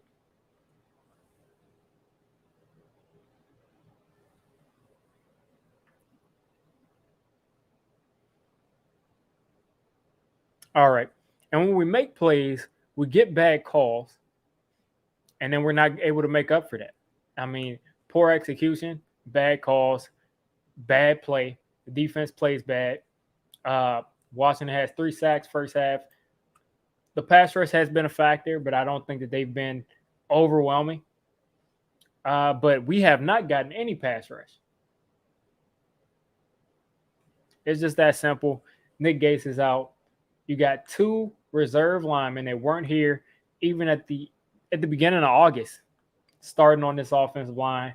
I'm not even going to play what's going on in this halftime show, because I know they're just destroying the Giants and talking about how bad of a team they are, and Dave Gettleman and Steve Smith, we all know, hates Dave Gettleman, so I'm not going to listen to that. But this is just, it is hard to watch. So much talent on this team. Do you guys realize how much talent is on this team? It's ridiculous how much talent is on this team, and because of bad coaching, we continue to have these mistakes. I mean, if Joe Judge is that serious on harping on the technique and the fundamentals, why do we continuously make fundamental errors that cost us games?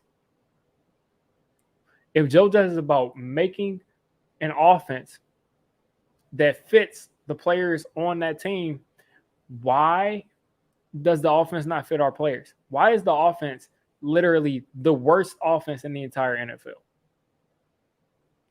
Now I still feel comfortable. I still think we can win this game. It all depends how we come out of this half. But this defense is disgusting. This defense is complete. It's complete garbage, man. Anytime you need this defense to step up, they've never shown up. Maybe against Seattle and Dallas last year, but other than that, they don't show up, man. If the defense is that dominant, man, like they don't show up when you need them.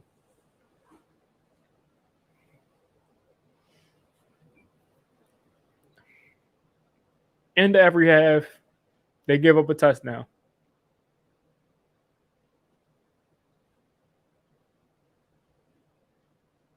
Listen, I'm never going to root for us to lose against any division rivals, man.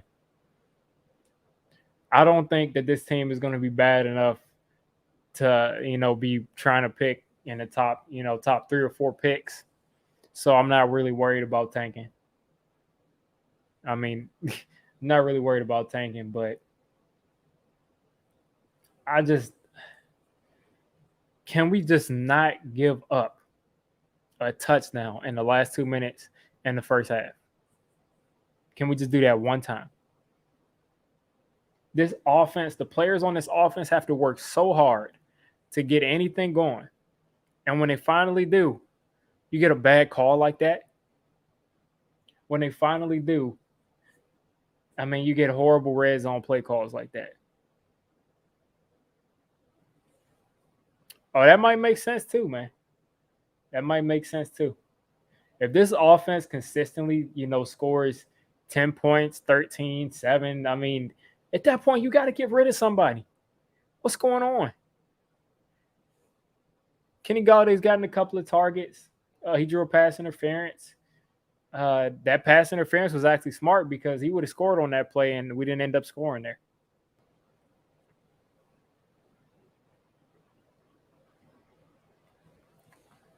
We have got to, I mean, I don't know what kind of funk they're in.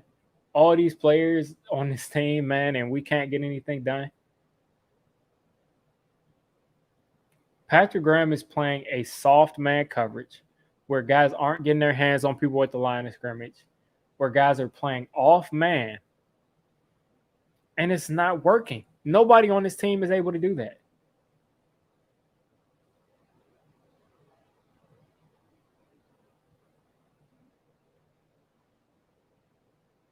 It's just bad coaching, man. I cannot sit here and praise Patrick Graham and talk about how amazing he is as a defensive coordinator if he consistently gives up touchdowns at the end of every half.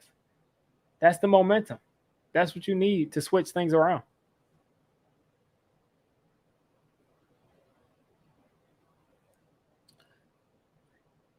Meanwhile, let me see if I can find me another stream that's actually ahead of things.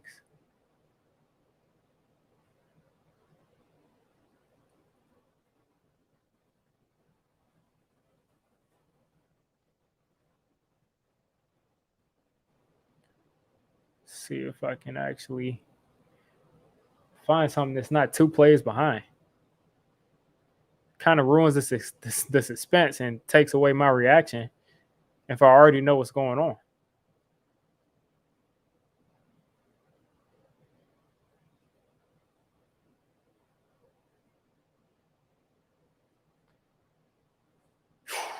Boy.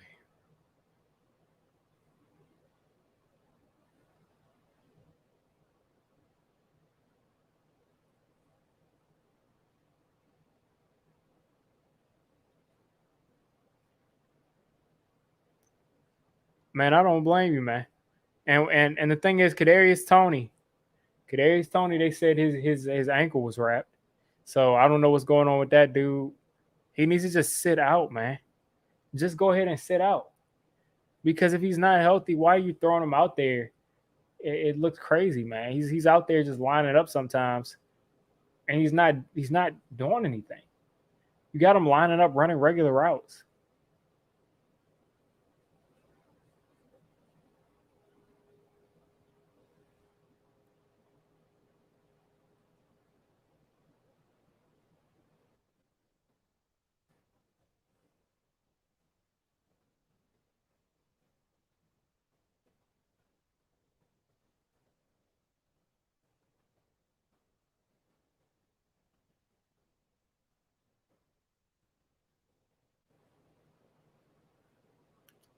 Let's see if I can get this Fubo TV free trial or something, man. This is getting out of hand.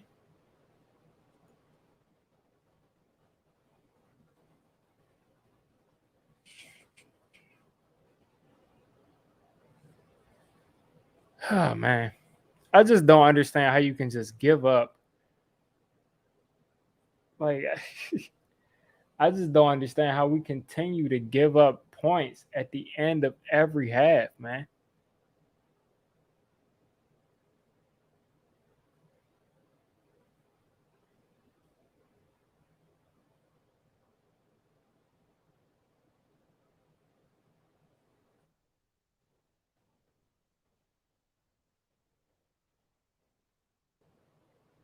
Let's see if this stream that I have here can actually get ahead of what I have right here.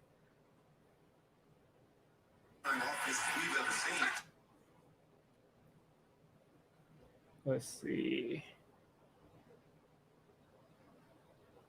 Okay, looks like this stream I found is actually ahead of things. So we're going to throw this up instead. All right. So I won't say it because people like to listen to things, but let's see, somebody said it a little bit earlier.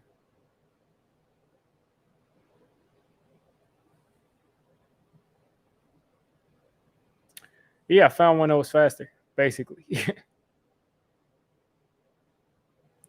I haven't had NFL Network for a long time.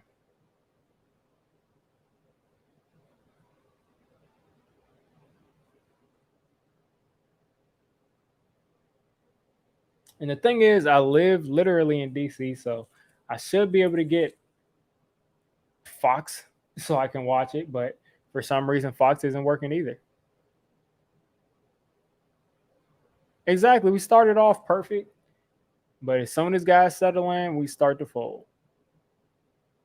By the way, this is the site that I ended up finding. This is what I ended up finding that's actually faster than what I had before.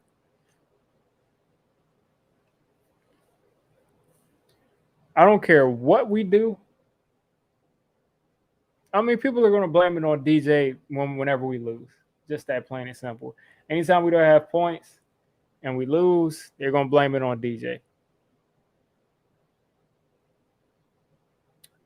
Just didn't go, but I do have tickets for the last game of the season.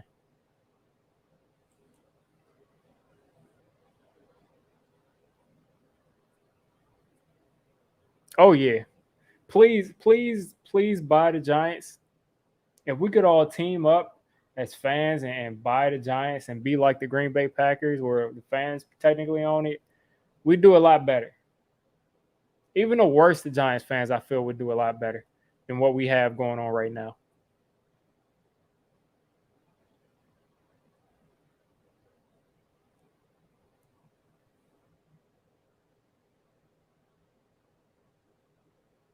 That's what I'm saying. If we all just put up if every Giants fan just puts up like what, $100, we'd be able to buy the team. Now he probably wouldn't sell it because those dudes are stubborn, but we should be. We had enough money to do it.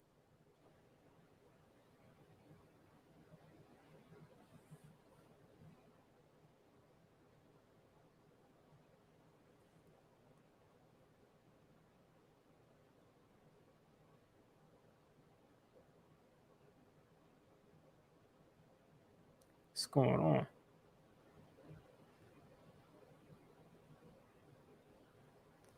Apparently, this streaming I'm in is still behind. Still behind. Still a play behind. I guess before I was farther behind. I mean, I don't get it, man. I don't get it.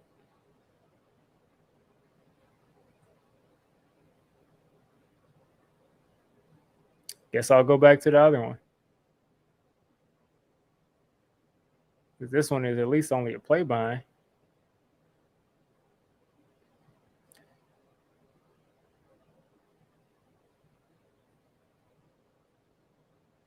Man, this is a mess. I really wish I could just watch this on my TV. For some reason, I can't get any kind of signal. I mean, Shep seems like he has to do all of this himself, man.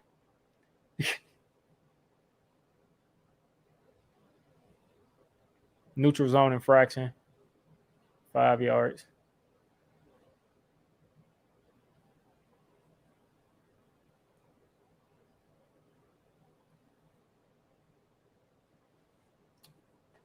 All right, let's score right here, man. We got to put some points on the board right here.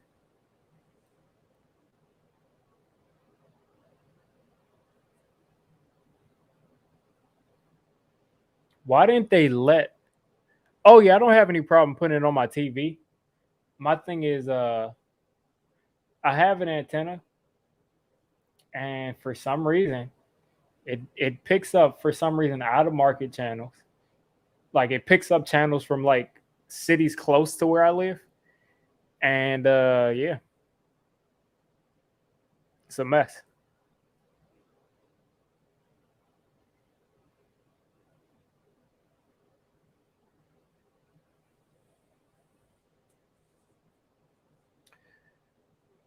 Well, I don't know if we'll ever get Galladay going.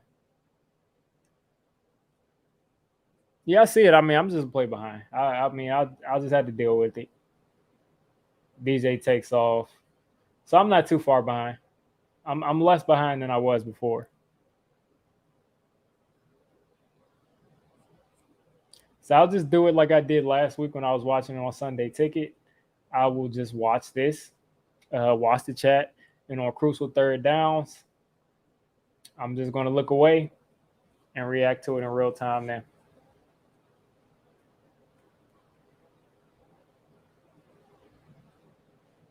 Yeah, Daniel Jones has to run for this offense to work. And of course, we got Saquon for a negative gain.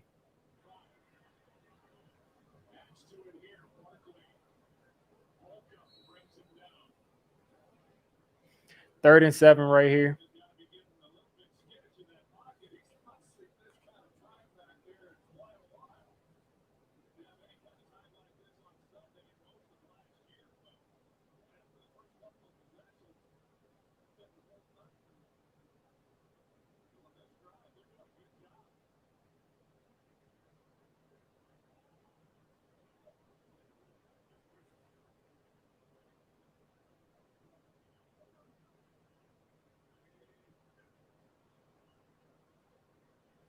This is it.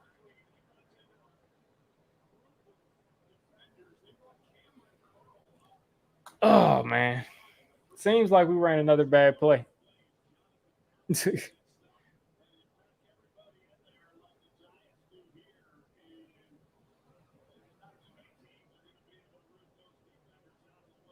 Says there's defensive holding, so.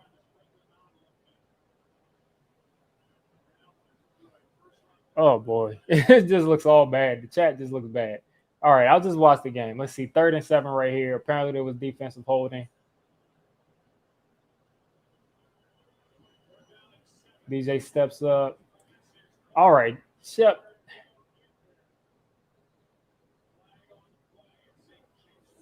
Oh, yeah, we all hate Landon Collins here. We all hate Landon Collins here. And I'm glad he gave us a first down. Because he owes us some stuff for all the first downs he gave up.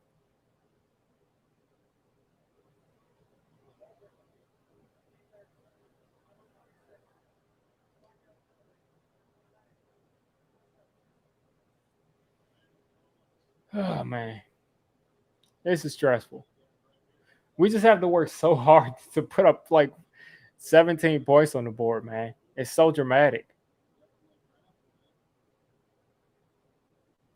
Now we're on a 2nd and 16. Like, that's how you kill a drive. Let's see what Saquon does right here.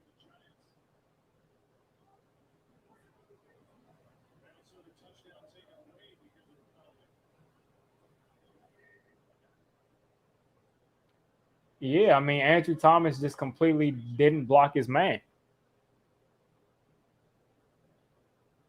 First off, they sniffed out that play. Second of all, Andrew Thomas missed the block.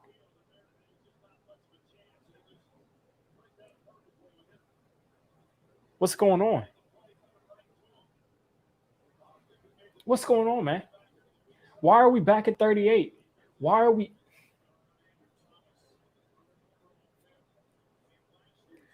Like, this makes no sense at all, man. Why are we throwing it? The ball is short. What is going on with this team, man?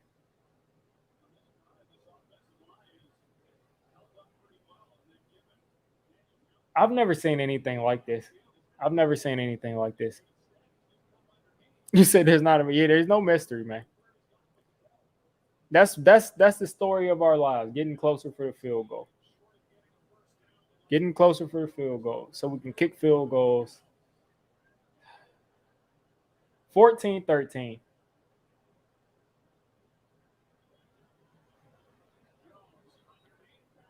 Nate Solder is actually stepping up and he's not letting Chase Young ruin this game. So that's at least that's okay.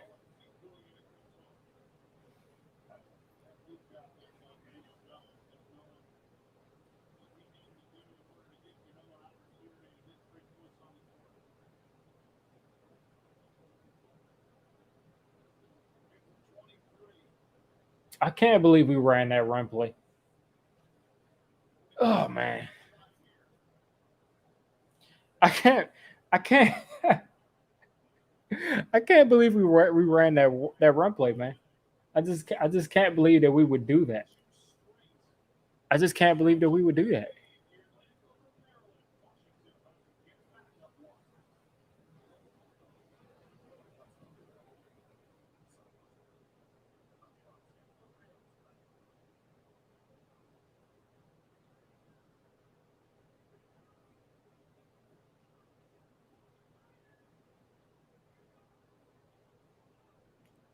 I mean, some plays are on DJ, some plays are on Garrett, but at the end of the day, the design of this offense stinks. The play calling stinks right now. After those first two drives, the play calling has been bad, and I'm surprised that we've been able to move the ball as much as we have.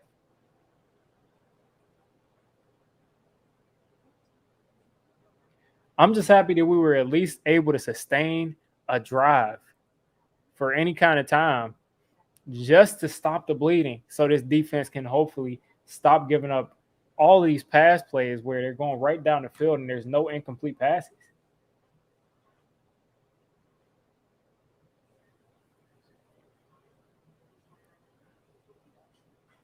Like, that's just not sustainable, man.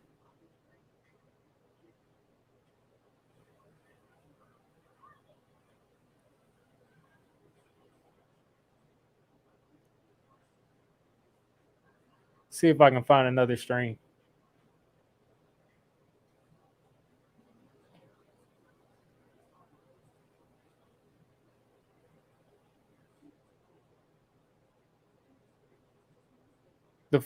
Listen, Jason Garrett had a nice couple of plays for that first drive, but it's just after that, I don't know what's going on, man. After that, he just went right back to the curls, right back to the predictable offense. No moving of the quarterback, no moving of the pocket. I don't know, man. I mean, I'll kind of say we were blocking pretty well that last drive. We were blocking pretty well that last drive, if you ask me.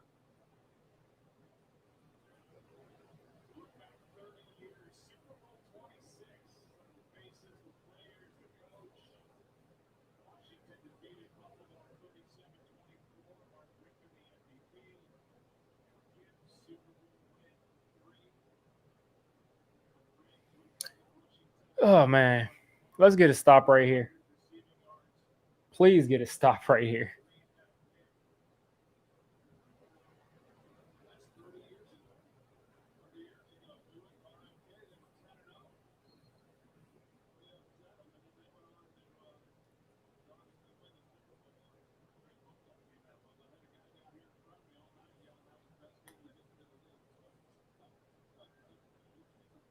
All right. Make a tackle. All right, he's down to the 24.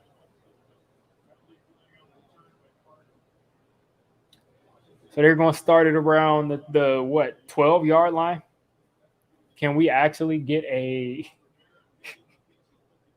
Can we actually get them to not give up points?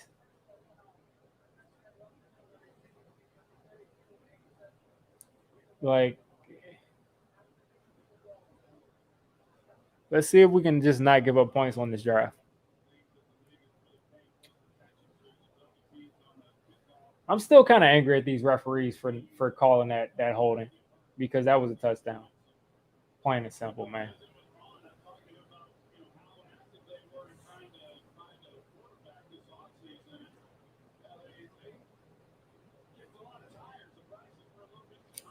I mean, I don't even need a turnover. Just force them to punt, man. This defense is bad. That's good defense on that screen.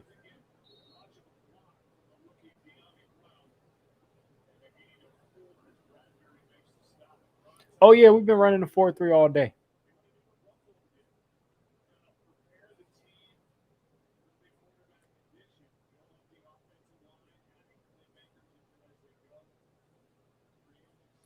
Yeah, we don't have a pass rush, and this team for some reason thinks that we can just go ahead and not have any pass rushes and be an elite defense.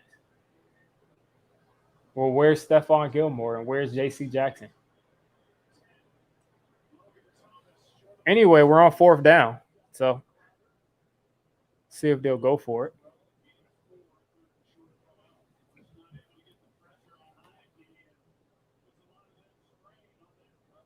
Yeah, let's get the ball back here. Let's get the ball back here and score. This should flip field position.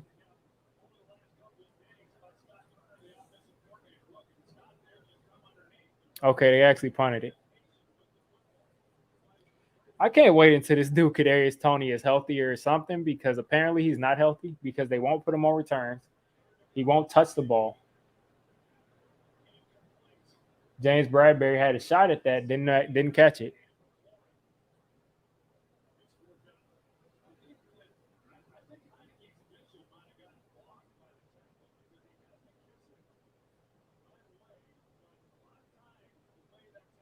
Exactly. That's all.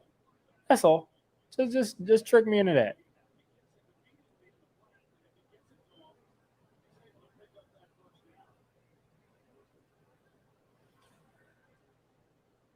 So we should be able to get this ball with good field position, put together a nice drive.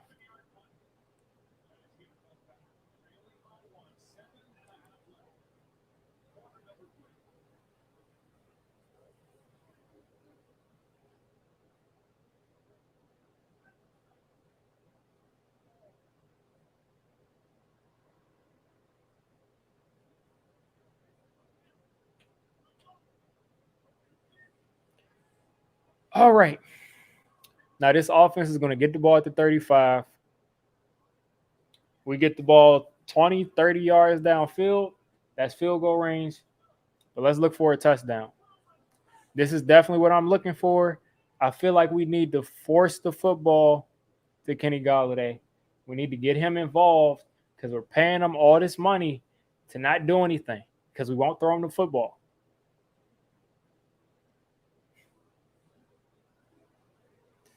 I don't get what you mean on that one, but I guess he can run. What's going on, Taj? I mean, it seems like we're going to take this game back over. We should have already been up, to be honest with you, by 14-0. But because of that bad execution, we let them back in the game, gave them the momentum. Looks like we're grabbing the momentum back.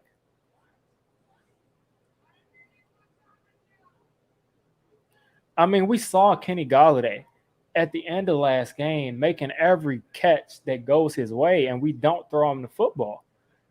I mean, at this point, like, I'm not going to be someone that blames Jason Garrett for it. I'm blaming DJ. Throw him the ball.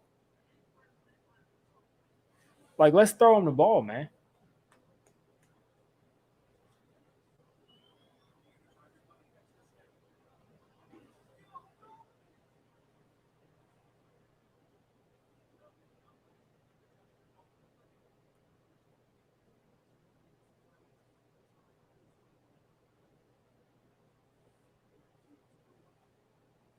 Yeah, think about how many flags we miss out on. Think about how many flags we miss out on by not throwing the ball deep.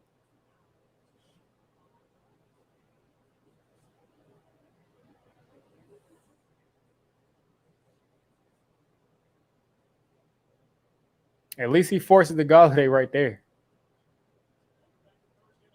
I don't know. I haven't seen the play on my TV yet, but I see that we actually forced it deep. Throw the ball deep, man. Please. Let's throw the ball deep. Like, please, man. Give him a chance.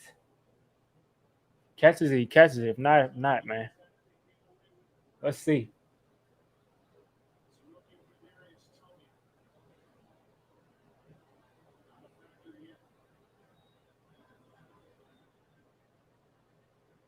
He was 1-on-1. If he would have put that in the back shoulder, that would have been an easier catch to make.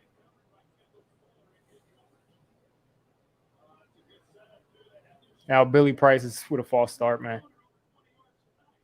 I mean, Galladay tried to reach out with one hand to catch that. I mean, it's a tough catch.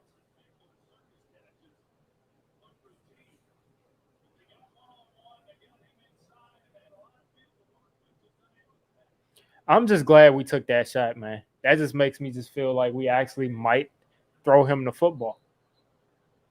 That's a good question. That's a good question. Which goes back to my point that I made a couple of days ago, which is, I mean, is this Joe Judge that wants to do this to be conservative with this field position? Because why are we consistently doing this?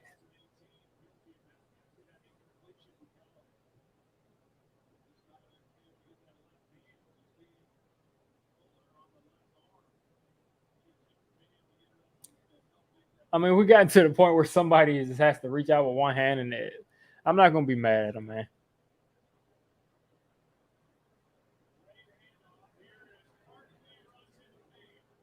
Pass interference.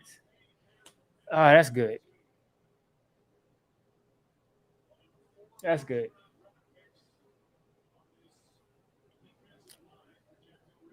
Those run plays, man, just go away from the run. If you're going to run every second, like, just go away from the run.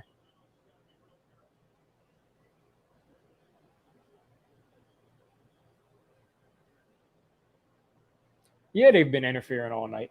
And like I said, that was kind of a smart interference by them earlier on because Galladay would have had a walk-in touchdown.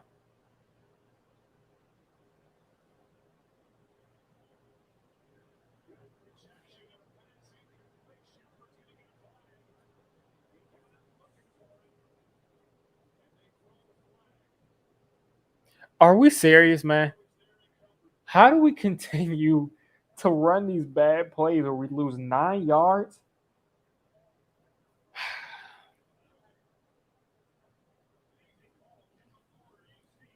This is 100% true. This is 100% true. We're continuously having to rely on teams to have penalties, or else we can't move the ball. And I can't believe that we will run.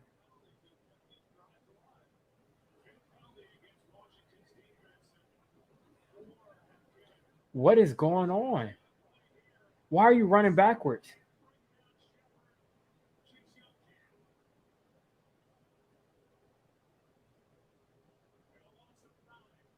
At least we finally hit Galladay, man.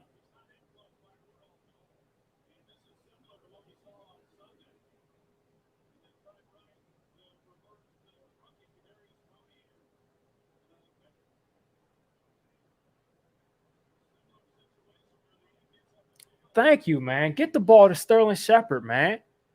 Thank you. Get the ball to Galladay and get the ball to Sterling Shepard.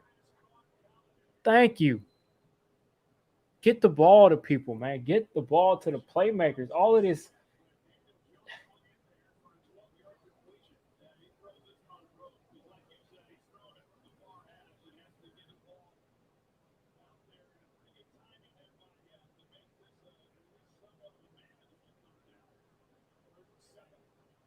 I know he didn't. Oh, man. Still a play behind.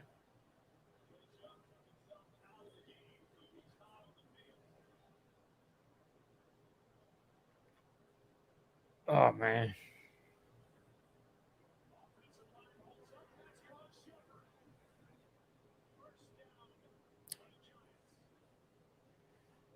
I mean, can I really get mad at him, man? I mean, like he hardly gets targeted, but I mean, you got to catch the ball. Slayton, Slayton. That's a bad drop by Galladay. But apparently Slayton did something. All right, well, I'll look at this play to see this live. Apparently Slayton's going to do something.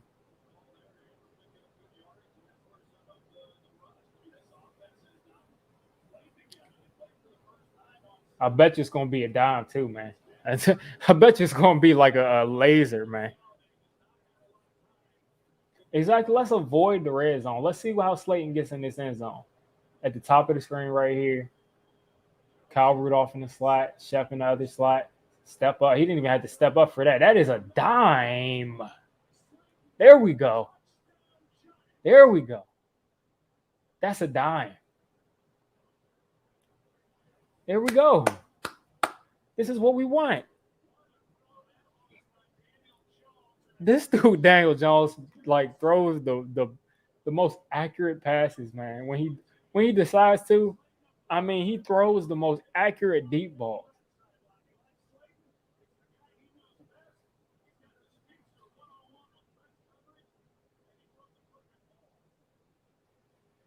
Oh, I'm so glad Darius Slayton caught the ball, man.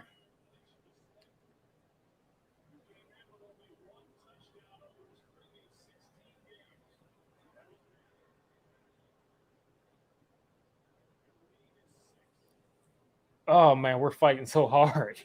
We're fighting so hard, man. Fighting so hard to score 20 points. I think some RPOs are going to come. This is huge, man. 20 points is huge, man. Daniel Jones is Daniel Jones is fighting for his life, man, to score 20 points. It's hard. It's so hard in Jason Garrett's world, man. So hard in Jason Garrett's world.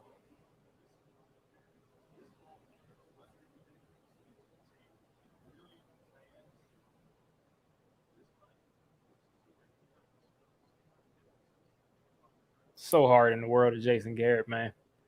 Offensive line is doing well, man. For the past two games against two lines that have decent rushes, they've been playing well.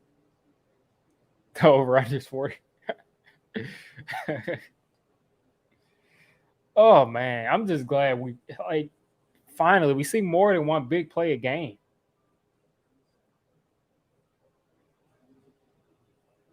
Thank you. Let Danny throw. Exactly.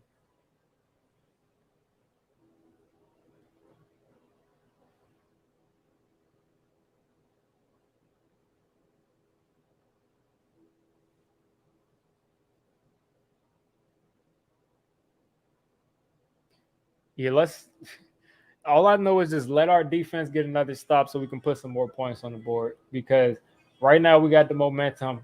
Taylor Heineke, I'll worry about next week and the week after when they happen. But right now, we have a quarterback that is not he is not a top flight quarterback, and he should not be doing what he's been doing, which is going 6 for 6 and 7 for 7. There's no excuse for that. No excuse for that.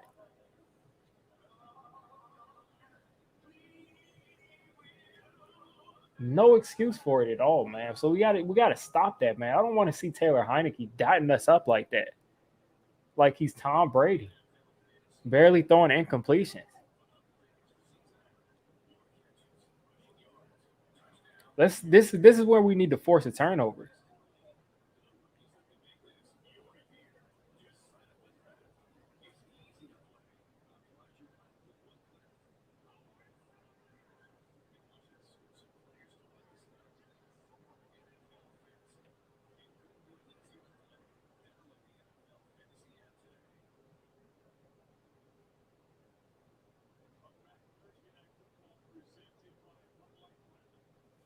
That's what I'm saying. Like they just give them easy completions all day.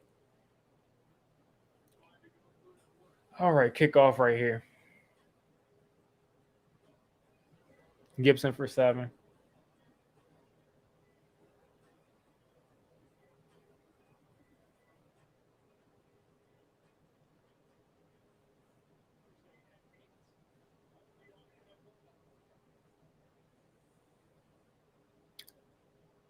100%, man. No. Shep is not getting locked up by 2s and 3s, man.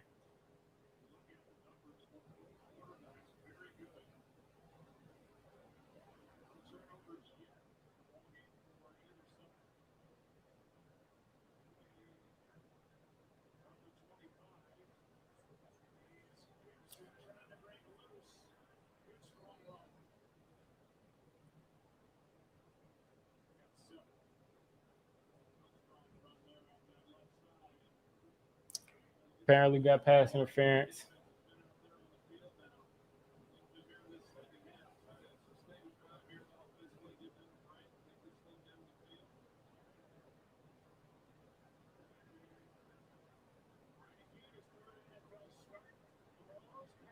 Oh man, that should have been intercepted. And I mean, that was not pass interference. Now that I'm seeing that, I just saw that live for the first time. That's not pass interference.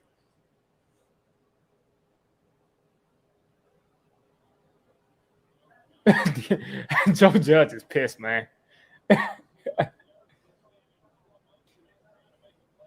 I mean, I don't see anything wrong with that, man. That's not pass interference. I understand he made contact a little bit early, man, but he's going for the ball.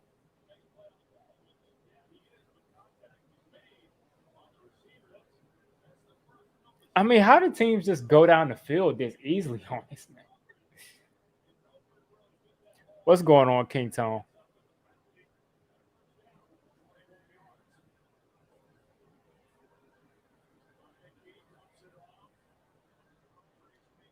I mean, these teams just go right down the field on us.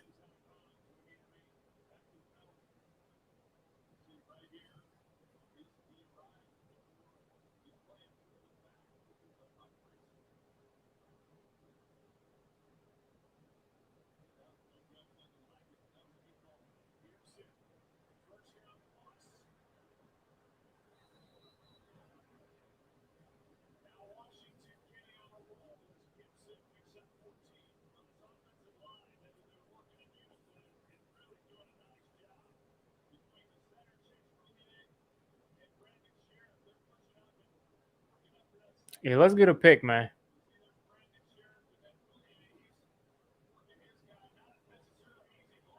Let's get a pick.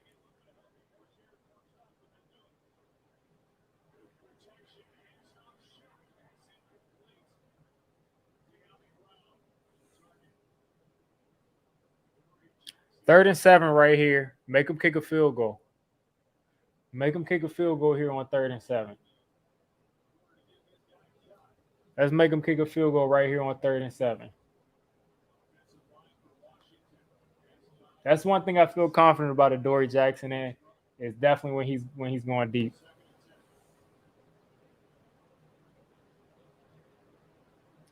Let's make them kick a field goal here on 3rd and 7.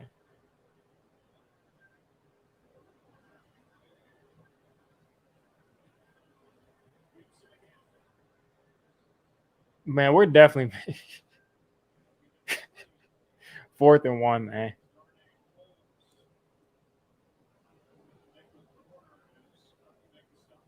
Okay, holding call.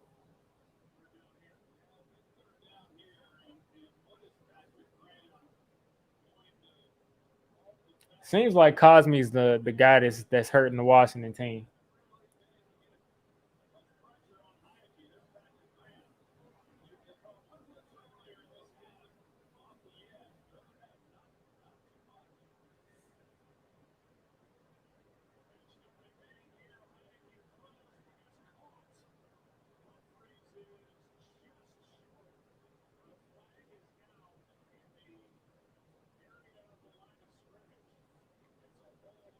Third and 17. It's 3rd and 17, right?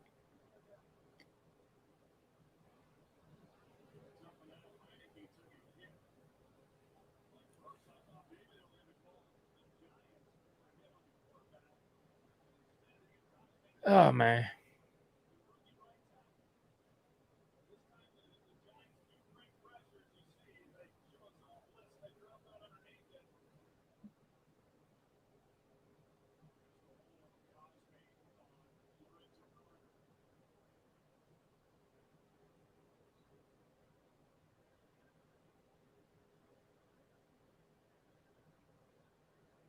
Hopefully he misses this field goal. Man, it sucks being plays behind. But he made it. He made the 49-yard field goal. Man, you gotta sack that dude, man. I just saw that play, man. You gotta sack him, man. Like, if you make that sack, they're out of field goal range.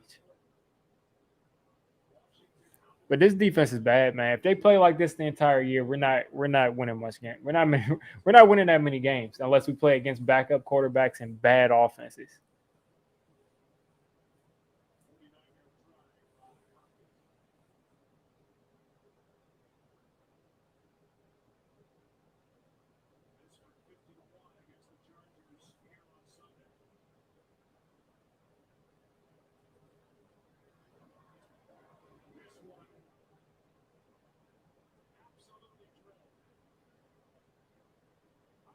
Man, we need somebody.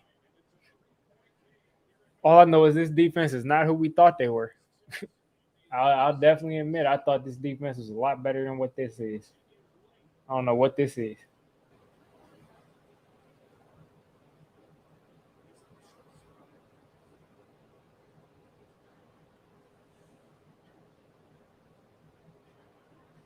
I was definitely saying to sign Melvin Ingram. But I mean, all these guys are too proud to sign a veteran pass rusher, to sign a veteran offensive lineman.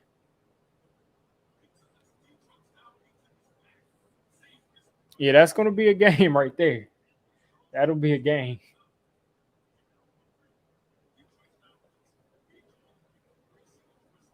That'll definitely be a game.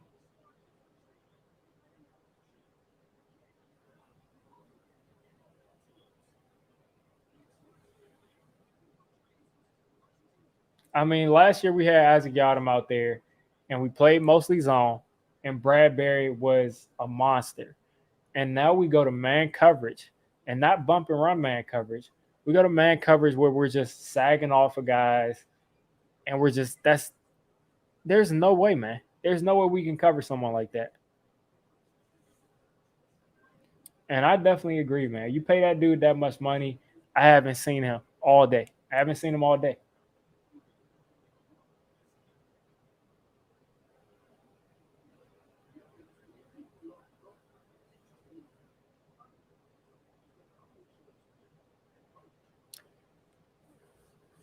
All right, so the pressure is being put on this offense to score every time.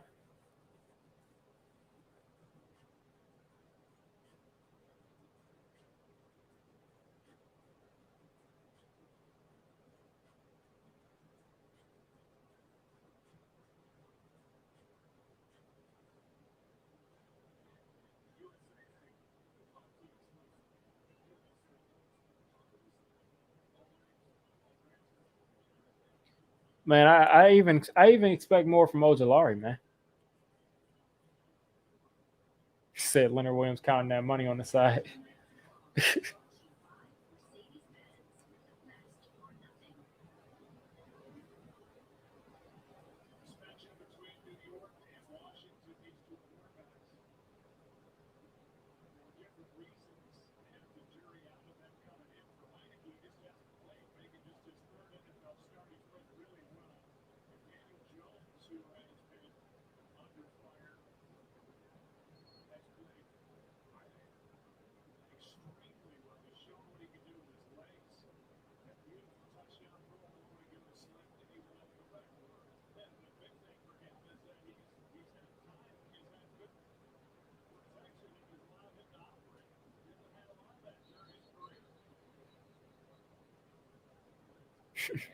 Oh yeah, we always run on first down.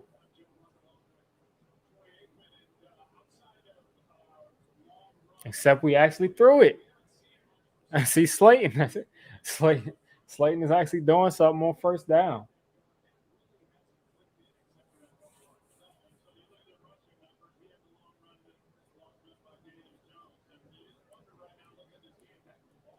I can't believe, man, we're actually getting a little bit of chunk plays.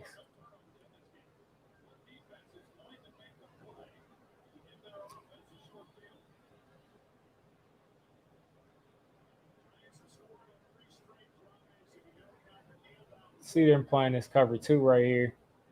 Yeah, they're just playing a cover 2 zone, trying not to give up that big play to Galladay. Caden Smith for 21.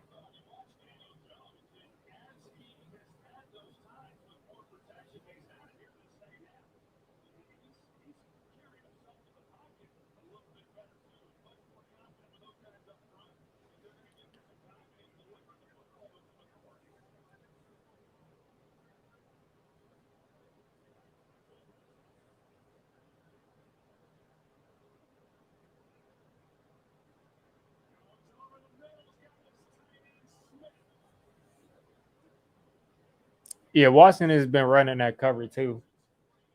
Yeah, all season. The shots you can take. What is going on with Billy Price? The shots you can take is when they finally come out of that cover 2 and go to cover 1, and they leave everybody 1-on-1 on the outside. But Price has definitely got to stop this. Oh my God, that could have been bad. You're right. That could have been intercepted. That could have been bad.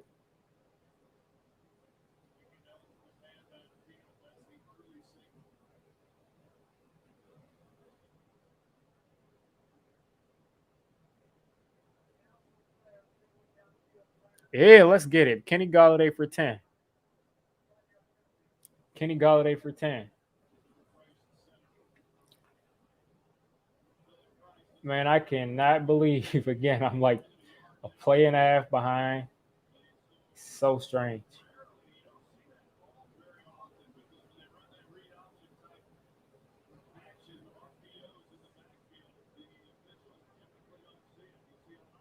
So that wrapped up the third quarter. Let me just see this Galladay catch, and then we'll get into the third quarter.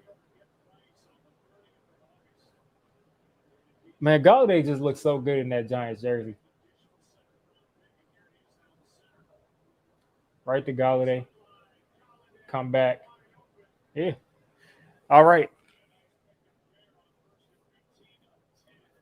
Yeah, we do have a good game, but I don't want it to be a good game. I want to score a touchdown right here so we can get as much separation as we can.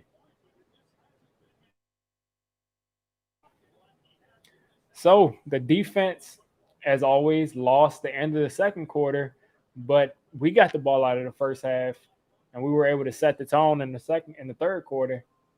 That way, the defense couldn't ruin it for us.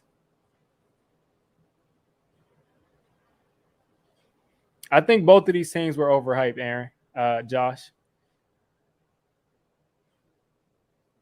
Aaron, I do believe that the Broncos are that good, man. I do believe that Teddy is going to be a better than a lot of people thought. And I do believe that, especially once Bradley Chubb comes back, that Broncos defense is going to be crazy. But I think both of these teams, the Giants and Washington, have been overhyped all offseason. That's no problem, Twan. I definitely love coming on here and hanging out with y'all.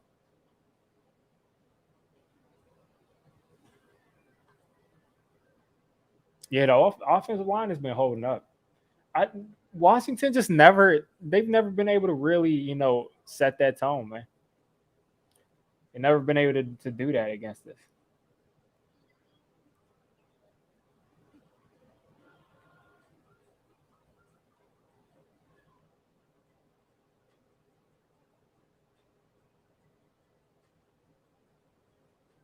This is what we mean when we say we just want the offensive line to be functional. All right, pulling up the stats. Daniel Jones is 82 yards rushing, 208 yards passing. Shep 65 yards catching, receiving. Slayton 54 yards, Galladay 38 yards.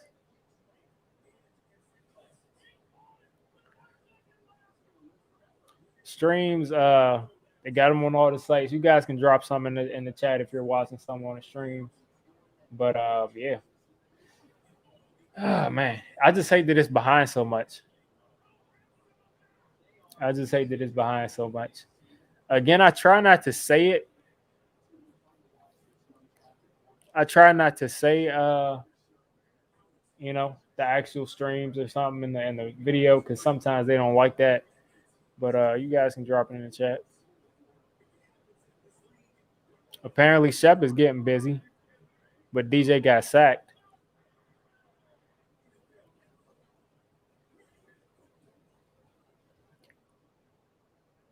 Man, let's at least stay in field goal range, man. 3rd and 11 here.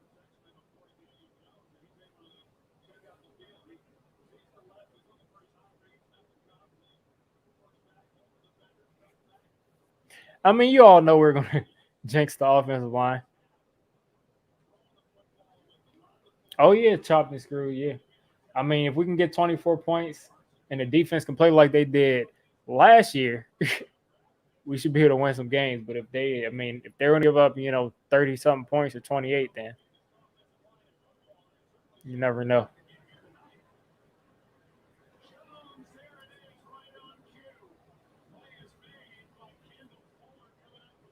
Oh, yeah, that's the favorite thing, man. That's our favorite thing. Running the stick play, short of the sticks. So right here, I'm going to look away from the chat, even though I'm about probably a minute behind, just because I don't know if we're going to go for it. I don't know if we're going to go for it or not, and I don't want to be spoiled. So I know we're going to throw a short right here.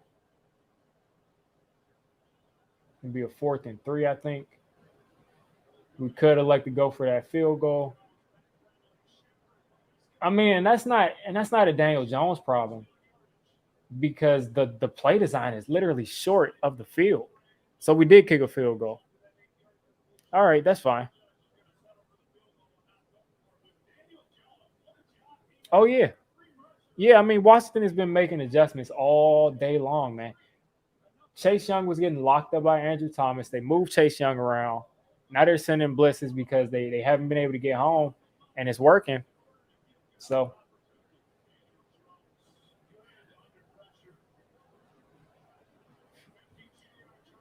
23-17 right here.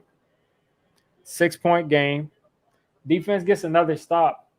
Offense can get the ball and run the ball a little bit. I feel good, man. I appreciate you, Troy Aikman, for complimenting Daniel Jones. I appreciate that. That wasn't Troy Aikman. That was Joe Buck. But I appreciate you, Joe Buck, for complimenting Daniel Jones, man.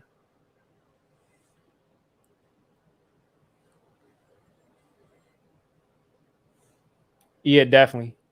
The blitz would have definitely got home if the route was like 2 yards deeper. Yeah, hey, listen. Gano is that guy. He is that guy, 100%. And that's listen, if the defense can get a stop right here and the offense can get the ball back and have another good drive, I think that wins us the game. I think that wins us the game. Again, this offense has definitely been limiting at times, but we've been moving the ball today. We've been making the plays that we need to make. Daniel Jones has been really good under pressure.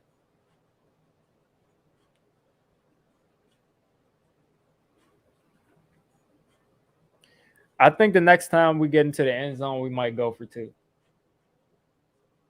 But for right now, I'll just I'll live with it. Because remember, they have to score a touchdown. If they want to pass us, they're gonna have to score a touchdown.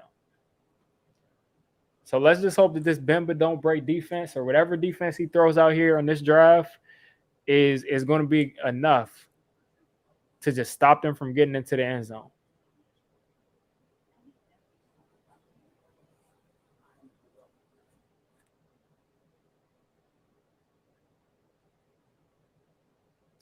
I don't think there's any way that Jason Garrett keeps his job and Daniel Jones leaves. I mean, I just don't see that. Did this really happen, or is this you just manifesting it? Because I doubt it really happened, because I don't see anybody else saying it. But yeah, let's get an interception, man. Let's get a turnover. Hey, appreciate that, Twan. I seen you in here. Let's just get a turnover right here.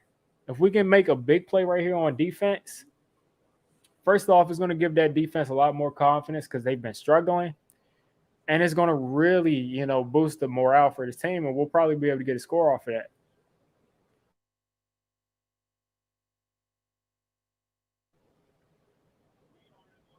Watching from Washington State. I'm in Washington, D.C. You're in Washington State. Listen, both of us are rooting against Washington while in Washington. Hey, don't even put that out there, Max. The defense is going to step up and get a stop. 18 yards to kick it off, man. Oh, man.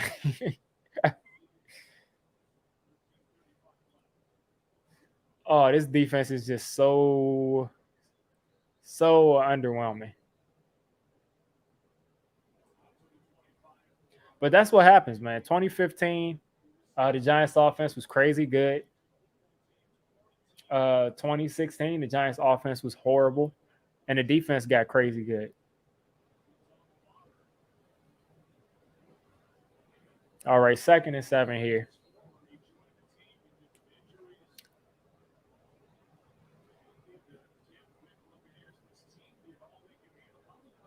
I mean, all y'all have to do is just not give up a touchdown.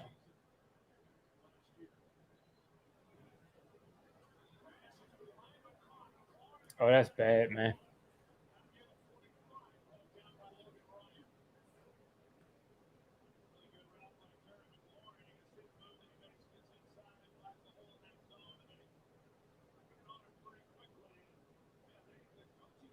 I don't get it either, man. I don't get why they're playing off of these guys like this and letting them do whatever they want. I don't get it.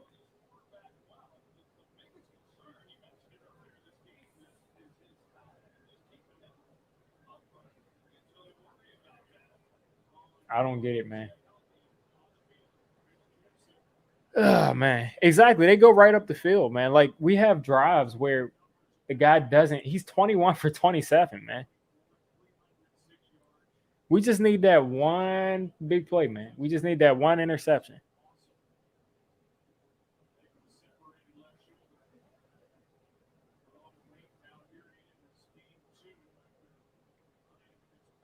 And the thing is, we haven't even like we can run a zone, just run a tight zone.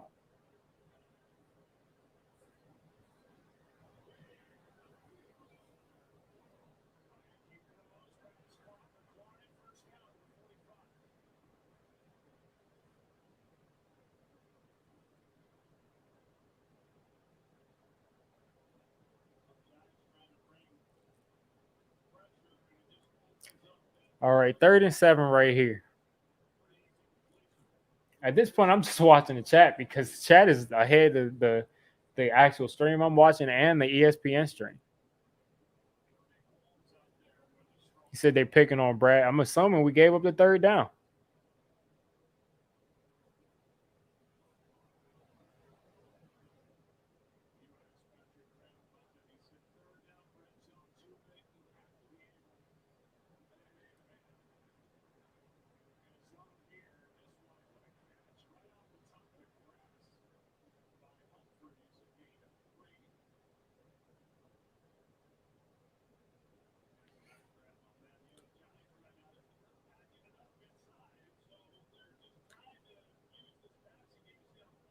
Holding on us. Yeah, that's great.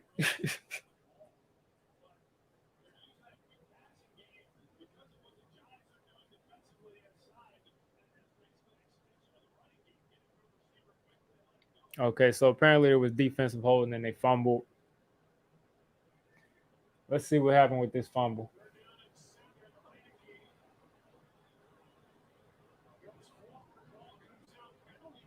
And we didn't pick up the fumble. That's hilarious. All right. Oh yeah. Yeah, they would not get to be on the train back in New York.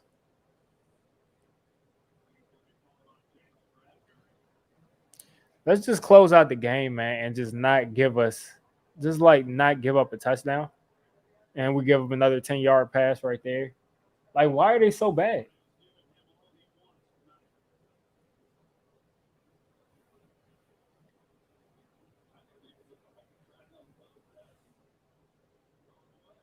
if you don't go after this dude or something, man, like at least send a blitz or something because he's just sitting back there just throwing the open, wide open people.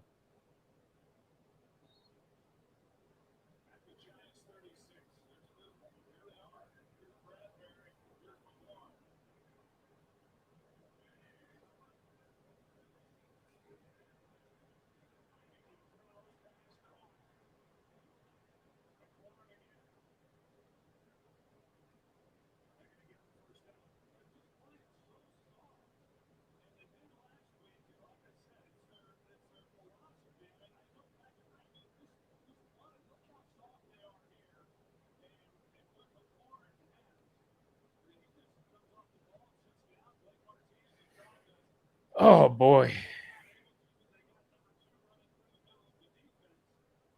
3rd and 10. Can you get off the field here? Can you get off the field here? Can you get off the field on 3rd and 10? Exactly. The announcer see everybody sees it. The defense is playing like they're trying not to give up a touchdown on every single play. On every single play, the defense is trying not to give up a touchdown.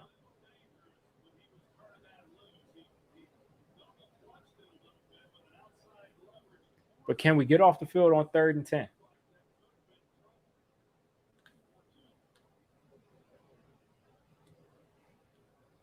Now Adoree Jackson has become our number one corner, and he's not giving up stuff.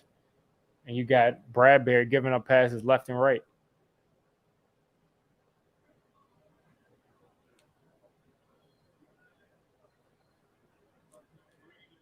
And they give up 7 on 3rd and 10. They'll probably go for it here. If Adoree Jackson was able to locate that better, he probably might have been able to get an interception on that second down play.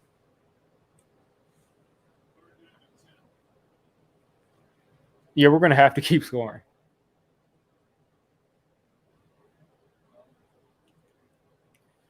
Nobody's crying, Bruno. I mean, listen, nobody's crying about it. We're just surprised that the defense that was so good at points last year just looks bad. They're giving up pass after pass. There's no pass rush. No one can cover. And they went ahead and just took that field goal. Yeah, we're gonna definitely have to keep scoring because this at least the defense forced a field goal. That's all I'll say.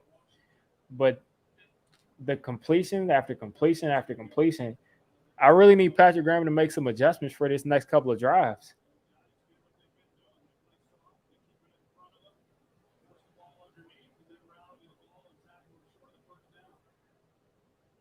And hopefully you're right, Anthony Smith. I'm going to give him a couple of weeks. We got a lot of new players. I mean, we got McKinney for the first time playing deep safety almost every play. And we got Adoree Jackson out there. But other than that, guys are in the same spots. Yeah, we got to hit. This will be the first time we hit 30 points in a long time. But we're going to do it this drive. We're going to do it this drive if we can get to 30. We're going to do it, man. Let's put 30 on the board.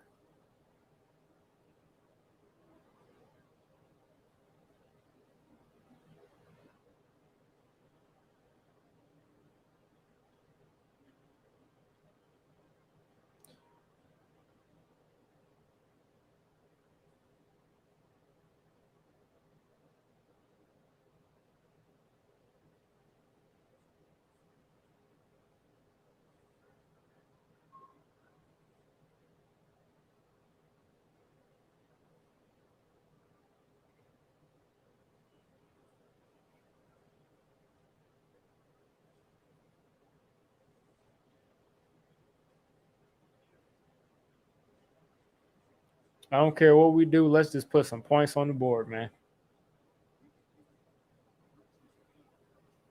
Jason Garrett has been getting destroyed all these last 4 days by the media, by fans. Put together a good game. Go out and win us this game. Call a great drive to go ahead and wrap this game up.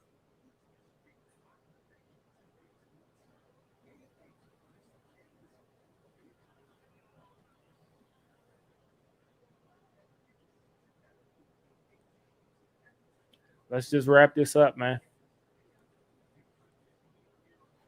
I'm not settling for 3. We got to put this in the end zone. On this drive, this is where we finish it up.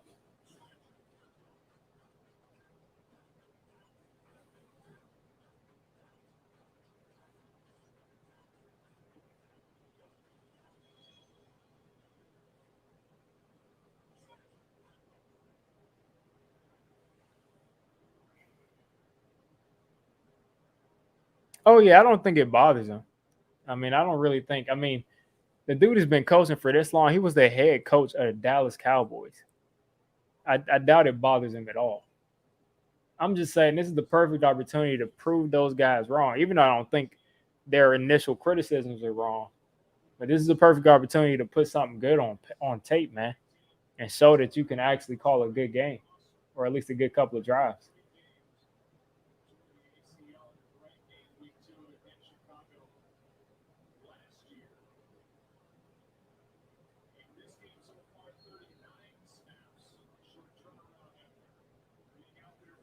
Let's put 7 on the board here.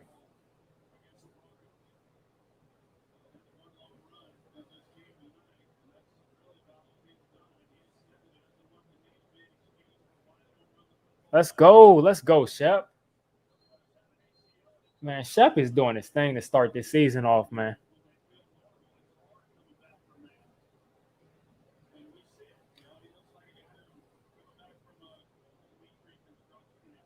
And mind you, I mean, Saquon is coming off of, just like they said, a total knee reconstruction. ACL, MCL, PCL, all torn. His entire knee was torn up. So give him some time, man. Give him some time. He had that nice 41-yard run.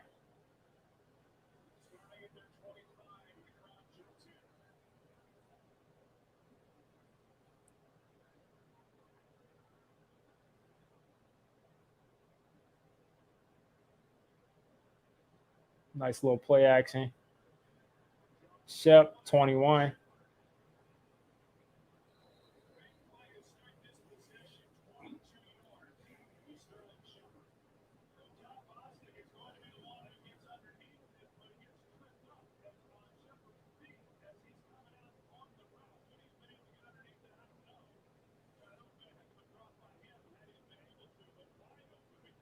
Third and 1 here. Shep is about to go for 100 again.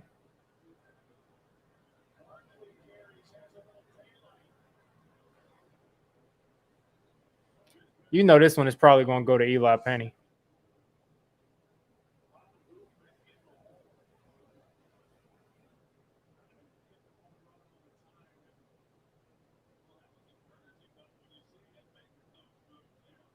Yeah. I mean, listen, I'm 2 plays behind, and I knew that it was going to go to Eli Penny on that 3rd and short.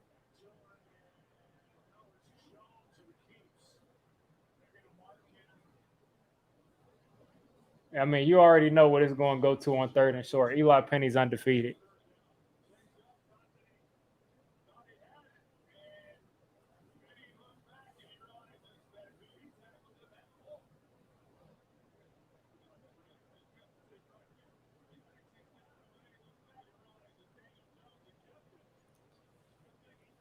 Oh, man. Darius Slayton. What can you do, man? Darius Slayton is becoming a new Evan Ingram.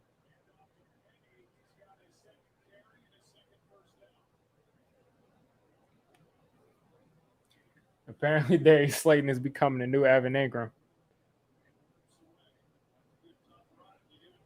Could have had his second touchdown, but apparently he dropped it. I'm about to see the play now in real time.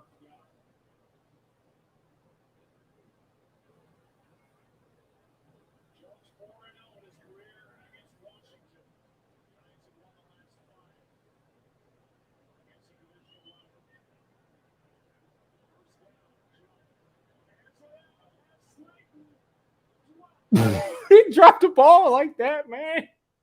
Are you kidding me? Man, the pass is not too long. The pass hit both of his hands, man. This is the NFL. I don't want to hear anything about a pass. The pass hit both of the dude's hands, man. Not even his fingers. It hit him in his palms. It hit him in both of his palms, man.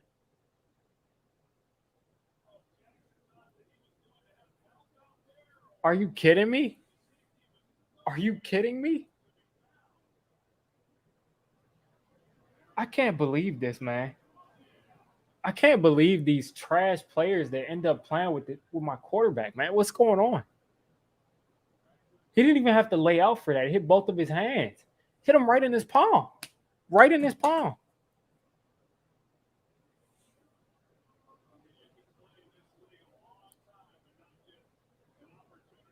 I can't believe this dude.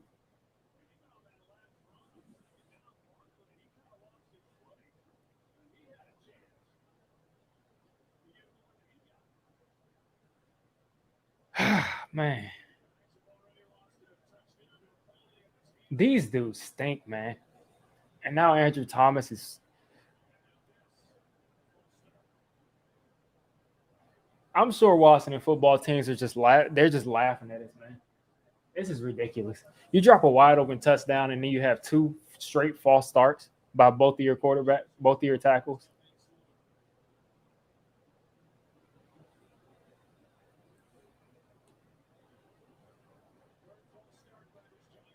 I can't believe this, man. This dude Daniel Jones has to do everything.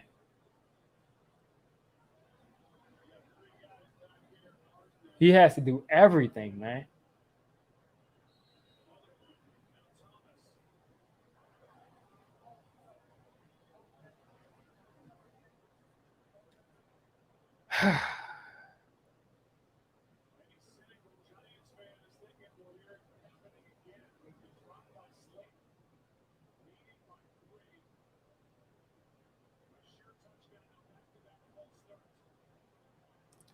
$26-20, man. This dude, Daniel Jones, has to be flawless and do everything to put up 26 points on the board.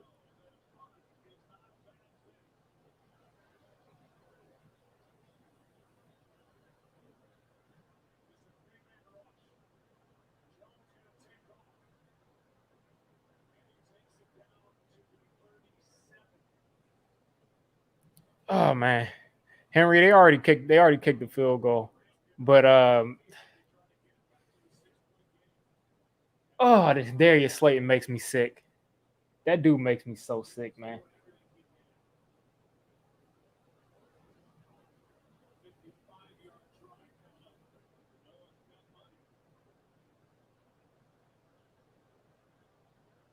That dude makes me sick, man.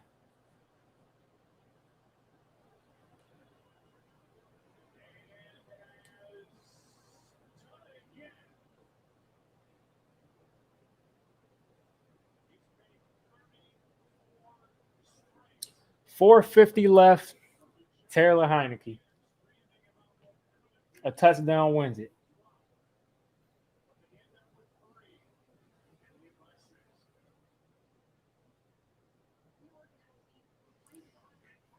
Oh man.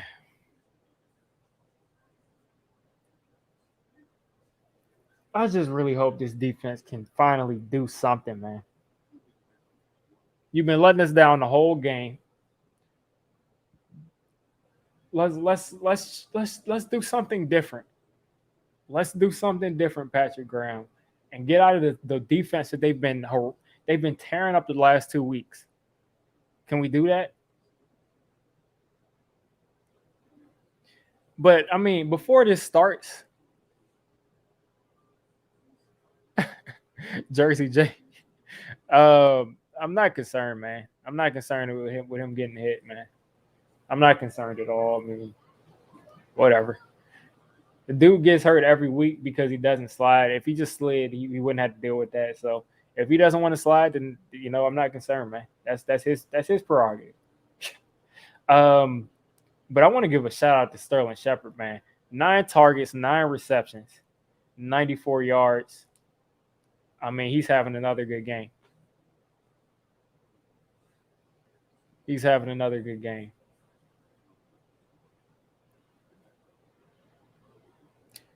We should. He never has to dive, but he always does it. But I guess right there it actually helped because 55-yard field goal could have been a 57-yard if he didn't dive.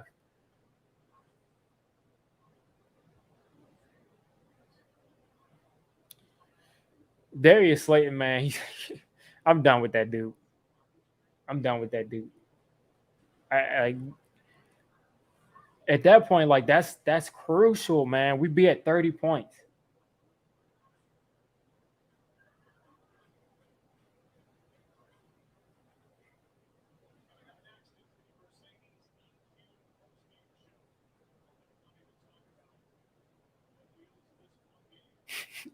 I can't believe he dropped that, man. It doesn't get as easy as that, man. The ball right in your hand.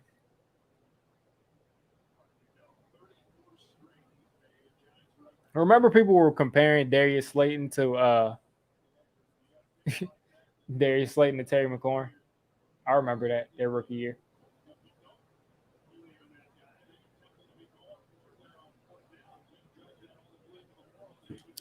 I know that didn't happen.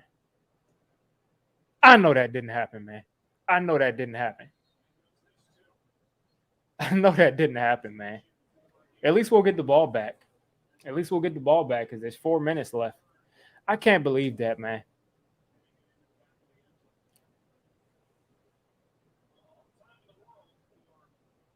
I can't believe that.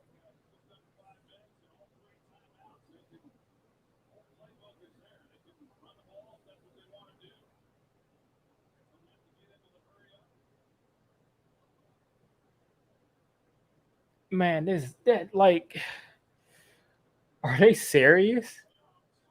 They give up.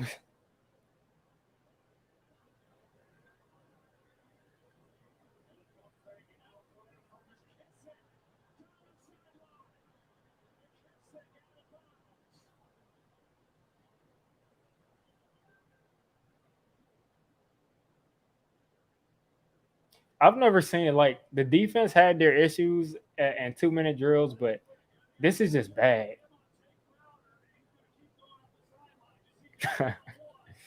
This is just bad, man. All around, just bad. Bad defense. No pass rush. Once again, put the ball back in Daniel Jones's hand. Now it's up to Daniel Jones.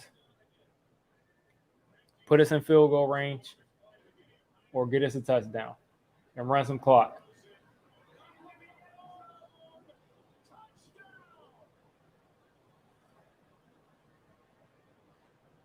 And the thing is, like, we will be up 30 to 27 right now if Darius Slayton caught the ball. I could have literally gotten up to get a drink of water to walk across the room and grab something, and 2 plays, a touchdown.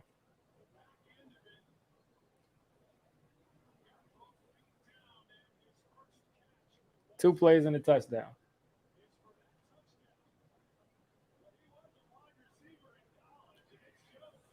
Yeah, man, we should have scored. We should have scored a bunch of times, but Slayton definitely.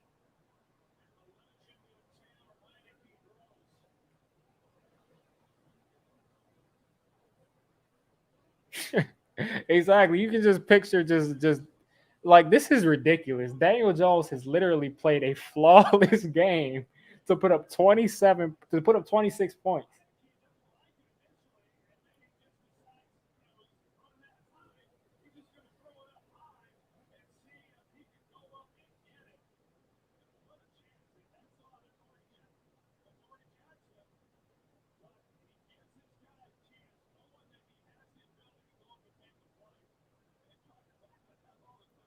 I mean, there was no way that Adoree Jackson was going to be able to jump with that dude.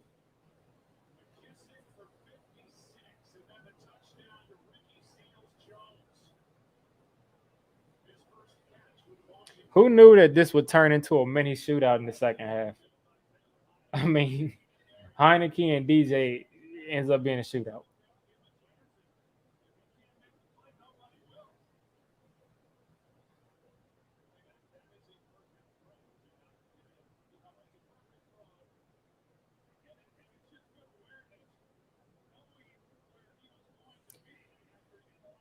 Oh man.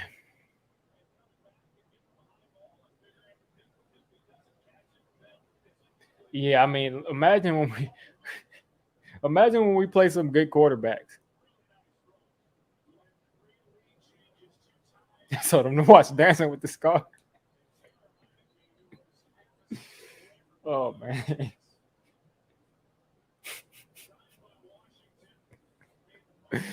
You told them to watch Dancing with the Star. Oh man. I'm pretty sure we play Matt Ryan and the Falcons next week.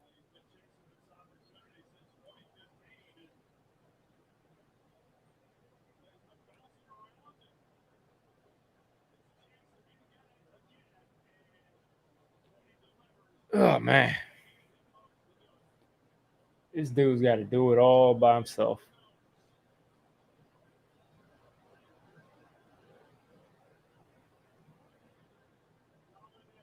I know Galladay didn't drop that ball like that first time though.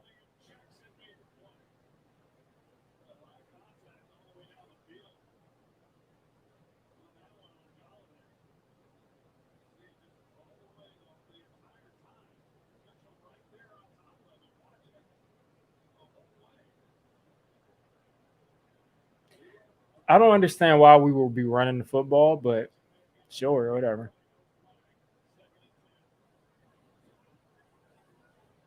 Whatever, man. I don't know why we'd be running the football, but whatever.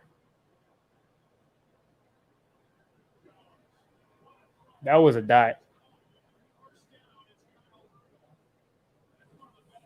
Why are we throwing the ball to Darius Slayton? Why is he still in the game?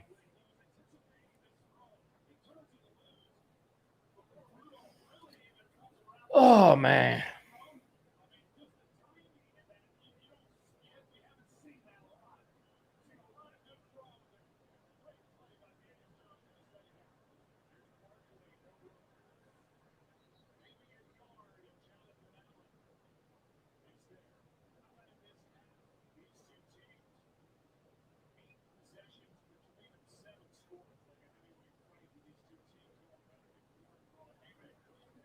I can't believe this, man.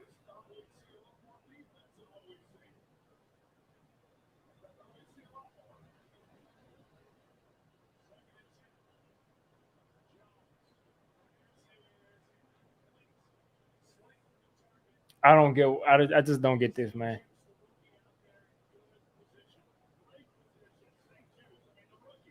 I don't get this, man. I don't get this.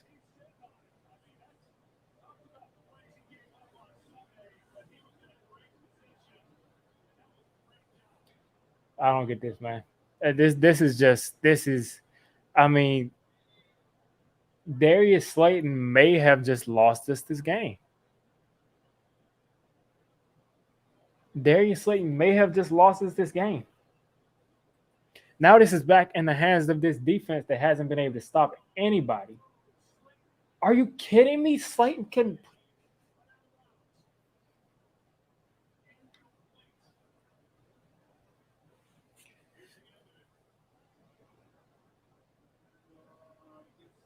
put your other foot down, man.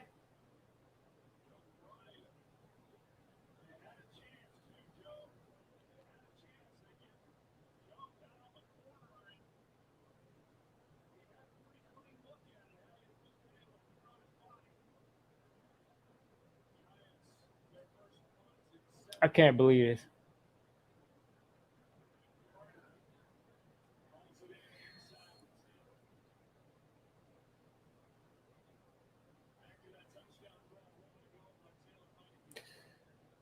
Oh boy, this is just disgusting, man. This defense stinks, man. All of these dudes that they all stink, man.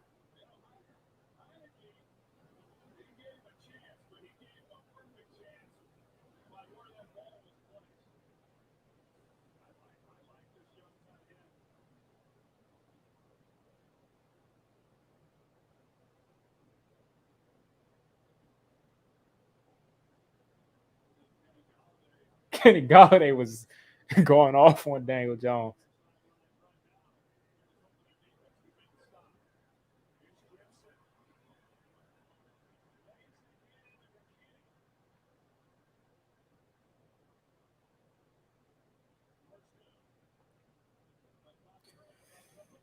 Oh, this is so disgusting, man. All we need is a field goal to get this ball back and win this game. I don't know if they can do it. I don't know if this defense can get us the ball back with over.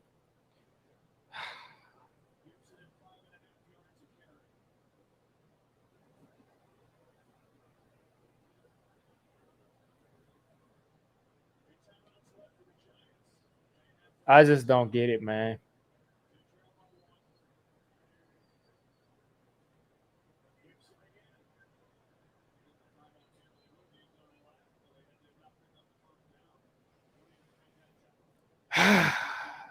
Pick?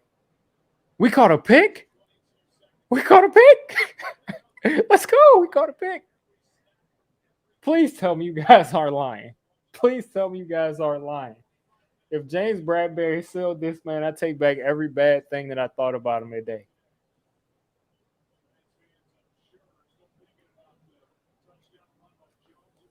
If he catches this, man, I take back every bad thing I said about him, man.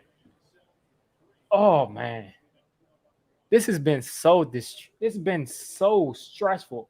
The defensive line definitely misses Dalvin Tomlinson. Oh my god. Please just score a touchdown and finish out the game.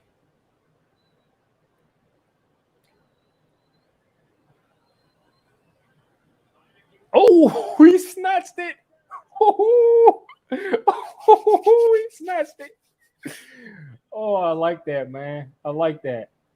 I like that. That's how you do it, man. When you're a good player and you're having these bad games back to back, man, come and snatch it. Look at that.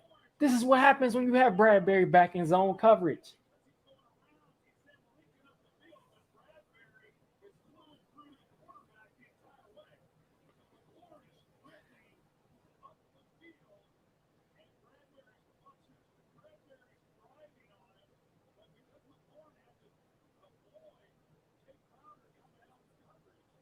Heineke almost broke his helmet. Oh man, Heineke almost busted his helmet up, man.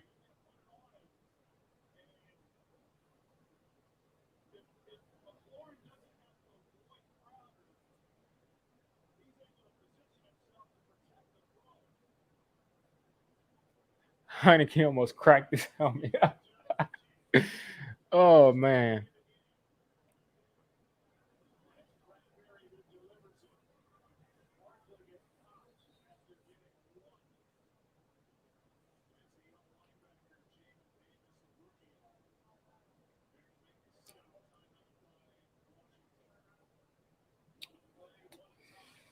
You already know they're not gonna try to get the first down here. Oh, this dude Joe Judge, man.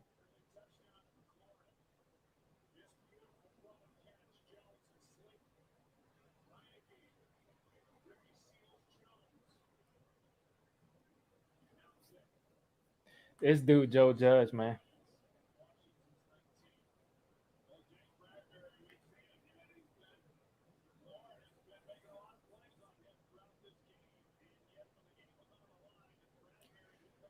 Oh man.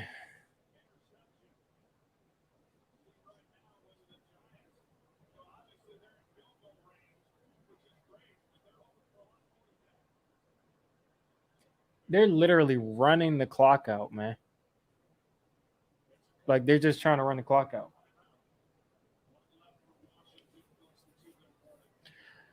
Oh man.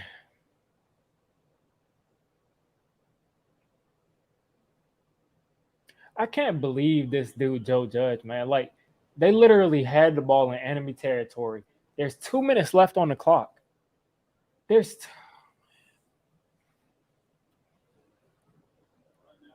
Are you kidding me?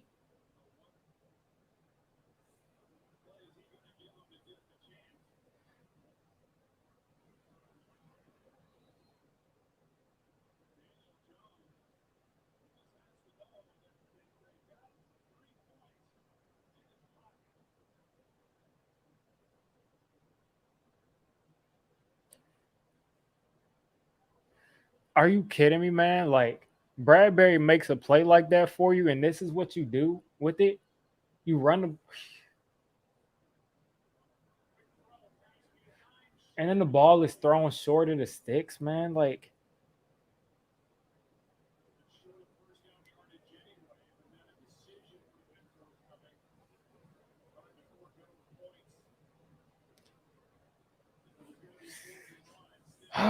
so now you give your.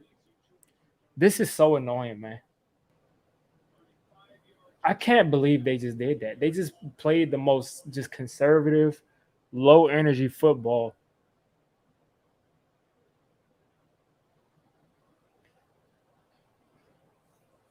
I just now we expecting our defense not to give up a field goal to this team that they haven't been able to stop the entirety of the day.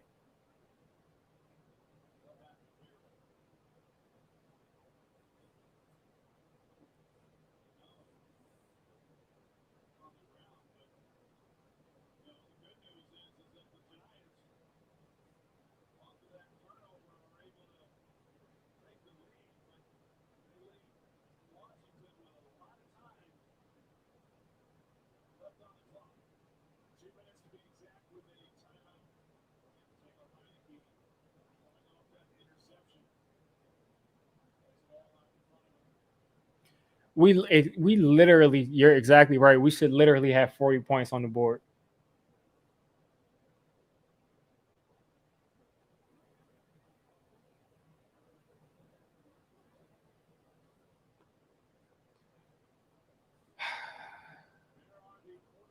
Are you kidding me, man? The game that Daniel Jones put up today was flawless. He put up basically a flawless game. Sure, they were incomplete passes, but for the most part, what more could you ask for him? How do we get that interception from Bradbury and not cash in by getting the touchdown? How? How does that happen?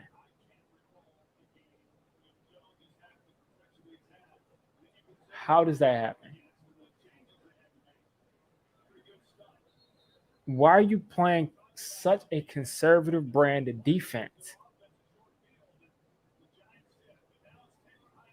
Why are you playing such a conservative brand of defense?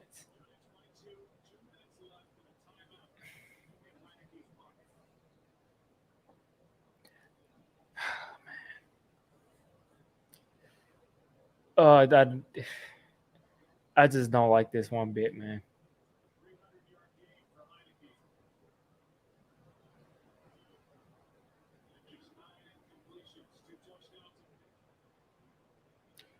I don't like this one bit.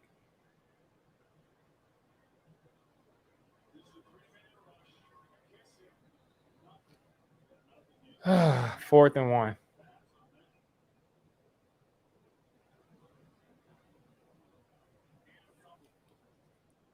Fourth and one.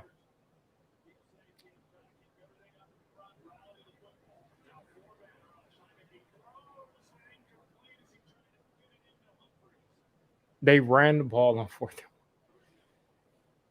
Oh man, I don't even want to look at this. This is can the defense like get a stop? 9 yards there. Yeah, that's it, man. We got to hope for a missed field goal. We got to hope for a missed field goal at this point.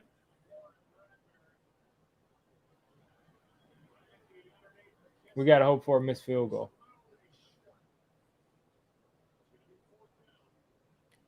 We got to just hope for a missed field goal at this point, man. Like, I.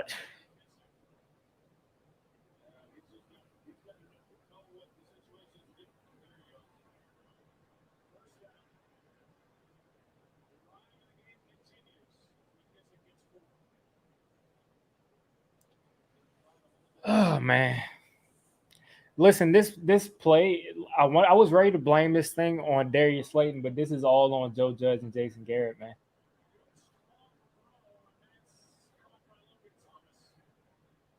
This is all on Joe Judge and Jason Garrett.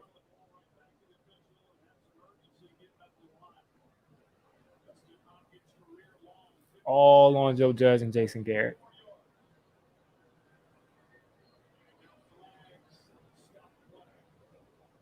I mean, when has this defense showed you that they've been able to stop anything today?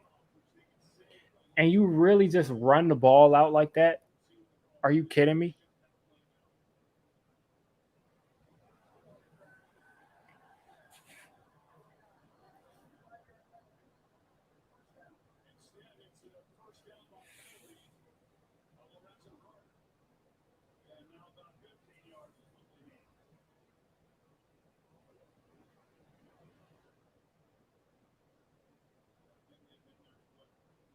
I mean, I can't believe this, man.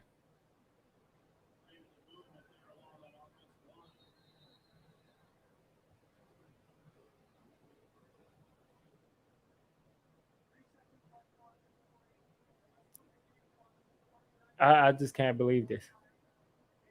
First off, if Slayton would have caught the ball, this would be for a game tying field goal. Definitely.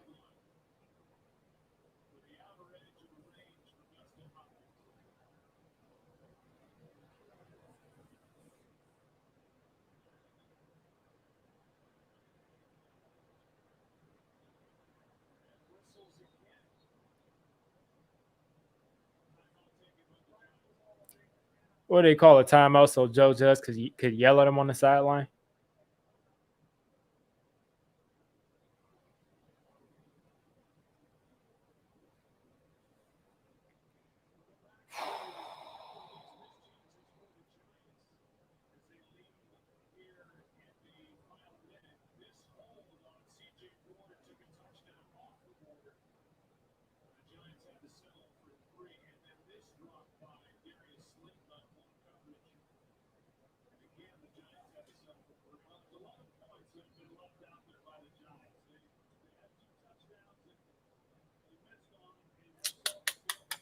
Well,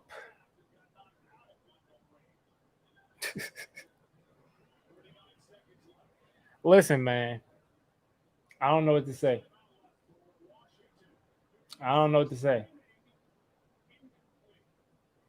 I have no idea what to say.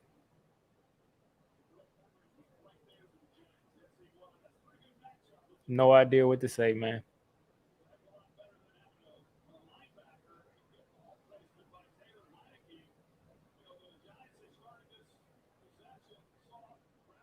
No idea what to say. I don't see. Listen, Jersey. I'm not. I don't see what's going on. I just see people saying GG. So I don't know.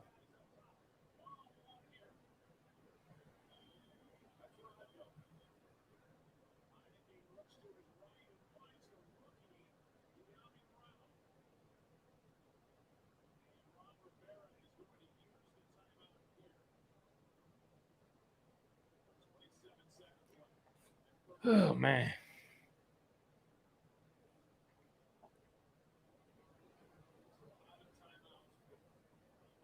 I can't believe that Joe Judge got the ball.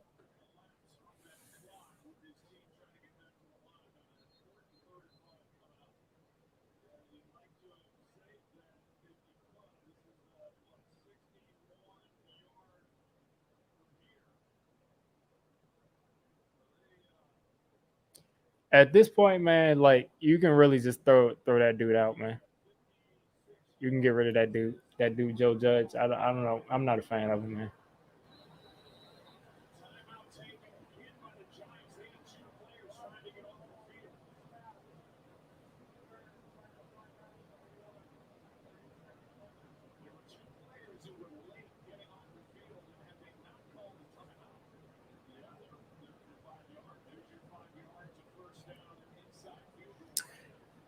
Oh man, I can't. I listen. This reaction video that you're about to get after is I do not have any faith in Joe Judge going forward after this.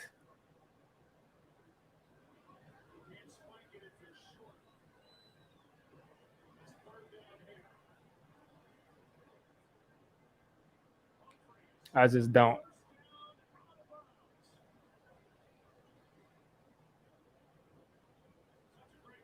I just don't, man. I just don't know how you coach like that.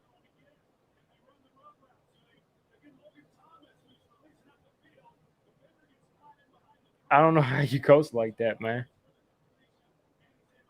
I've never seen it.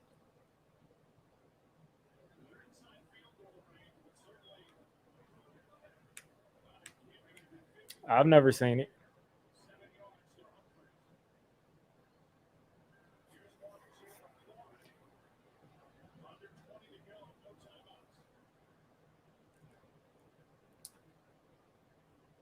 I refuse to be mad about this. So yeah.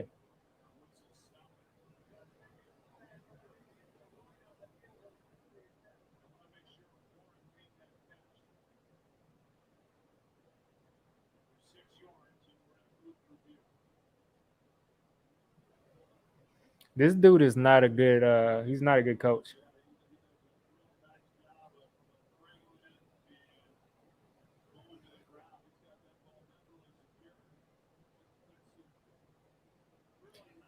Anyway, um yeah. They stink. The players were completely let down by this coaching staff. The defense played horribly. But who even knows? I mean, you got them playing so far off everybody. I feel bad for Daniel Jones. I really do. Really do, man.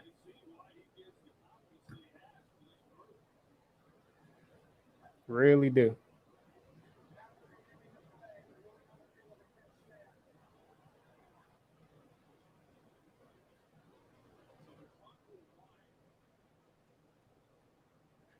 I see he missed. Now I see flag.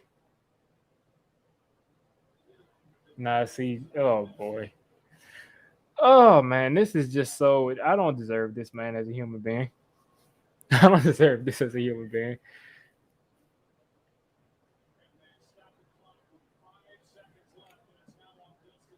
I mean, do we really deserve this as humans?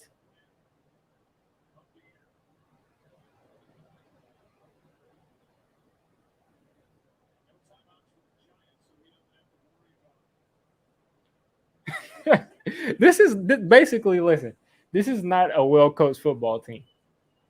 Basically, that's what's going on. That's why he jumped off sides.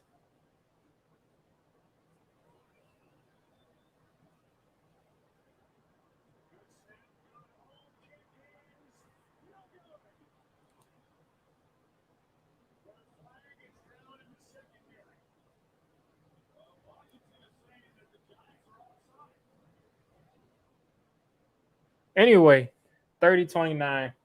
That's a game. I'm not going to stay here too long because I mean, I don't want to waste too much time worried about this team. Um, wow. If you guys want to see my detailed reaction, you're going to see my post game video. I'm going to have it up in about 15 minutes. Until then, until then, uh, yeah. Anyway, let me close this out with our sponsor. Once again, I want to thank our sponsor, BetQL, the only app you will need to beat your sports book.